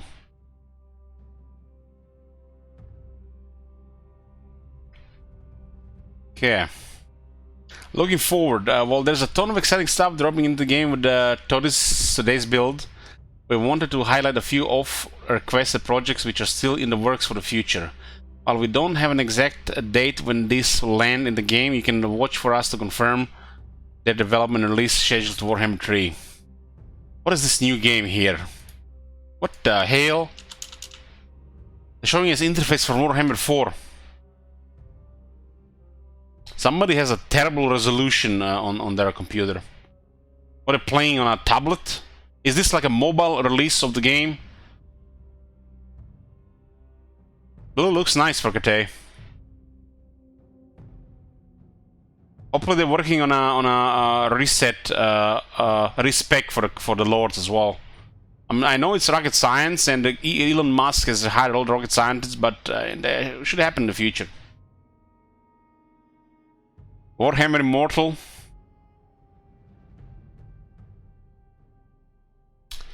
As mentioned in a recent Rally Point interview with Rich Aldrich, the team is working to implement a variety of color options for you to customize your in-game HUD. The aim is to release this alongside update 2.0, at which point you'll be able to pick whatever color suits your fancy and conquer the world. Oh yes! We can get that nice pink interface playing Slanesh.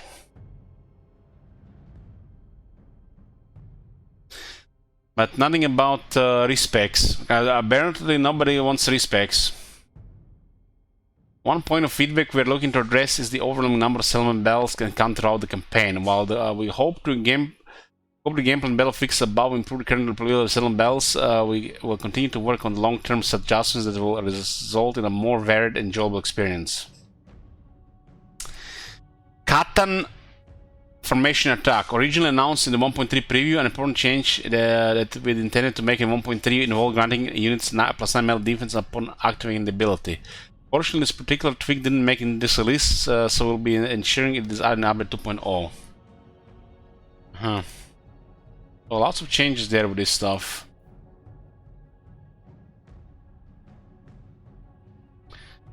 Okay, so that's patch 1.3. Yay! Mortal Empires comes in like 5-6 weeks, guys. I'm not really excited about this patch though. I might play one campaign in 1.3 patch, but we'll see. The Realm of Chaos feels so fucking tedious and repetitive that the more you play, the worse it gets. So I'm worried if I play more, I get it burn out.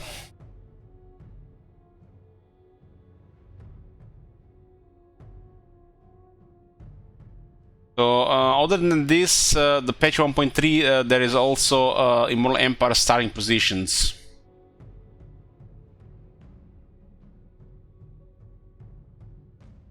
Okay, we're not gonna go through everything, but let's see what they added so far.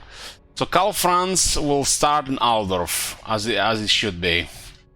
Balthasar Guild with his shit faction is Feldorf, as it was so far. Marcus Wolfhard, Wolfhard's Hunters. It's not a Hunt Special Expedition now. Why'd they change the name of the faction?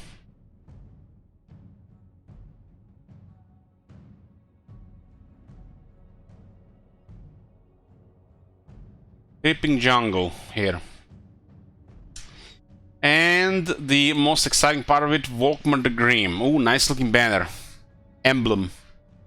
The Grand Theogenist for the Church of Sigmar has abandoned the petty squabbles of the elected counts in a favor of zealous crusader within the Southern Realms. The starting settlement will is Southernburg. Yeah, I expect somebody to be in Southernburg down there on the Empire, guys. The rumor has it here that he is hell-bent on finding certain dark artifacts.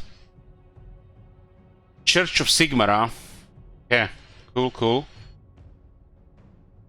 So we're getting finally the fate part of the Empire, but you know, the building and units are still missing. You know, stuff. We're gonna get you know, flagellants and shit. So okay, what do we have here? Nakari says, defeated by the High Elves of Ulta long ago, Nakari has returned to the Shrine of Kronos, where he seeks his vengeance after waiting for eternity. Oh my god, he starts an ult one.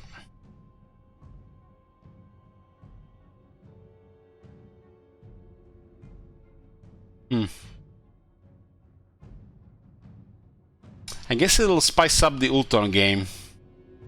But for the AI, that seems like shit.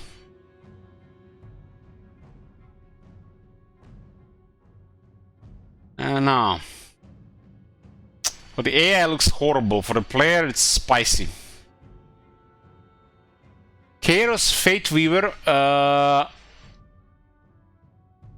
Fortress of Dawn.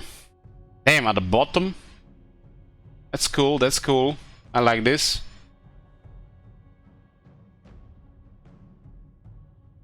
Cool.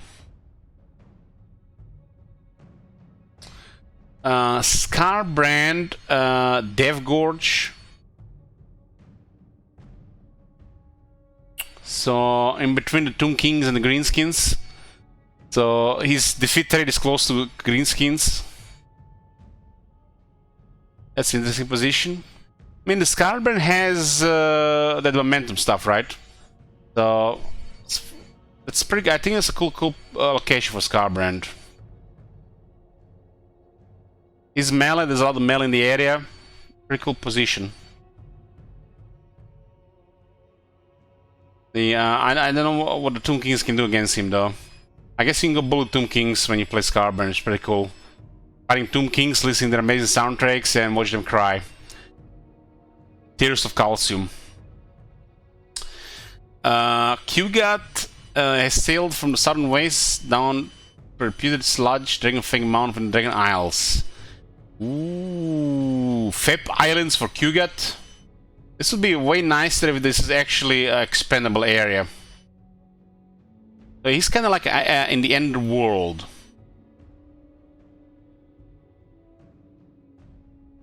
I like it. I like it. You know, from a player perspective, I like all the Demons of Chaos positions. This is pretty good stuff.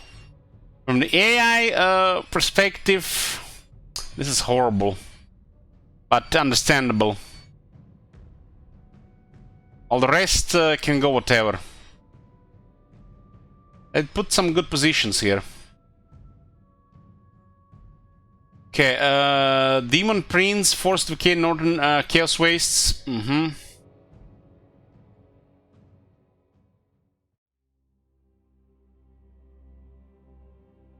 It looks like the Demon Prince got the best position of them all. It's not as spicy as the rest of them, but it seems like a best position, like, you know, possibly the easiest one, depending how they do climates. In my opinion, the demons should not have any bad climates. You know, CA, don't use climates for every single faction. It makes no sense. Demons' climate should be attached to corruption. So if you want to keep the climate system with the demons, make sure that as the corruption increases, the climate criteria becomes irrelevant for demons. Because, yeah, corruption and climate, what the fuck? And trivial, arbitrary conditions for the climate as well, from some kind of weird gameplay perspective and not what makes sense. Like giving red climate to demons, but they can still spread max corruption there. What the fuck? And from the logic perspective, you know, you could say they're demons, but, you know, you are trying both gameplay lore and, you know, your arbitrary point of view too. Make corruption deliver the climate for demons. If there's a high corruption, suitable climate. Climate should be relevant for demons. It's all should be about corruption. It's okay if some factions don't respect one of the game mechanics like climate for demons. So that's it so far. We are gonna be they're gonna be dripping this every day, so you don't forget that there's something coming in like 6 weeks. It's like every day they're showing this, they probably lose. It's like, you know what happens? Every day they show this map, a couple more sun locations. You know what happens? They lose another 50 players. Tomorrow, they show a few more factions on this map. The enemies, they're just, people start fapping on this map. They lose another 50 players on Warhammer 3. Every day, 50 less, 50 less, 50 less. Until they release more empires. Like, why did they just reveal all at the same time? You understand there's not gonna be anything happening in July. Literally a month of nothing. Like, guys, I can still save for another 29 minutes. We're getting shit next month. Nothing. Nada. Zero. Enjoy your Realm of Chaos. I might play one campaign. I might play Zinch. I have to still finish quite a bit of achievements in this game. Another 23, most in the middle of Chaos. But I might do like one campaign a year in Realm of Chaos. And hopefully all the future content for this game is delivered achievement-wise for Immortal Empires, so it's not exclusive achievements for Realm of Chaos, because who's gonna care about Realm of Chaos specific achievements for new content? So still need 20 achievements, still need to play Korn, the Legion of Chaos, and Zinch. You know, I'm looking forward to play these factions for the first time, but I think I played enough for Realm of Chaos. Nearly 500 hours. It's so fucking tedious. The more you play, the more tedious it gets. There's like replay value in that game is set. The more you play it, the worse it gets. It's like boredom and tedium. Well, there's still some good things in between, but you start playing the game, 25 minutes later, the first rift opens, and you realize what's going to be happening for the rest of the campaign. Yeah, you can auto-resolve those battles, and, you know, you can fight it, but you're still going to have to fight Belkar at the end. You still have to click enter 120 times. Until then, playing some various stuff. There is hell in Croatia. The weather is really bad.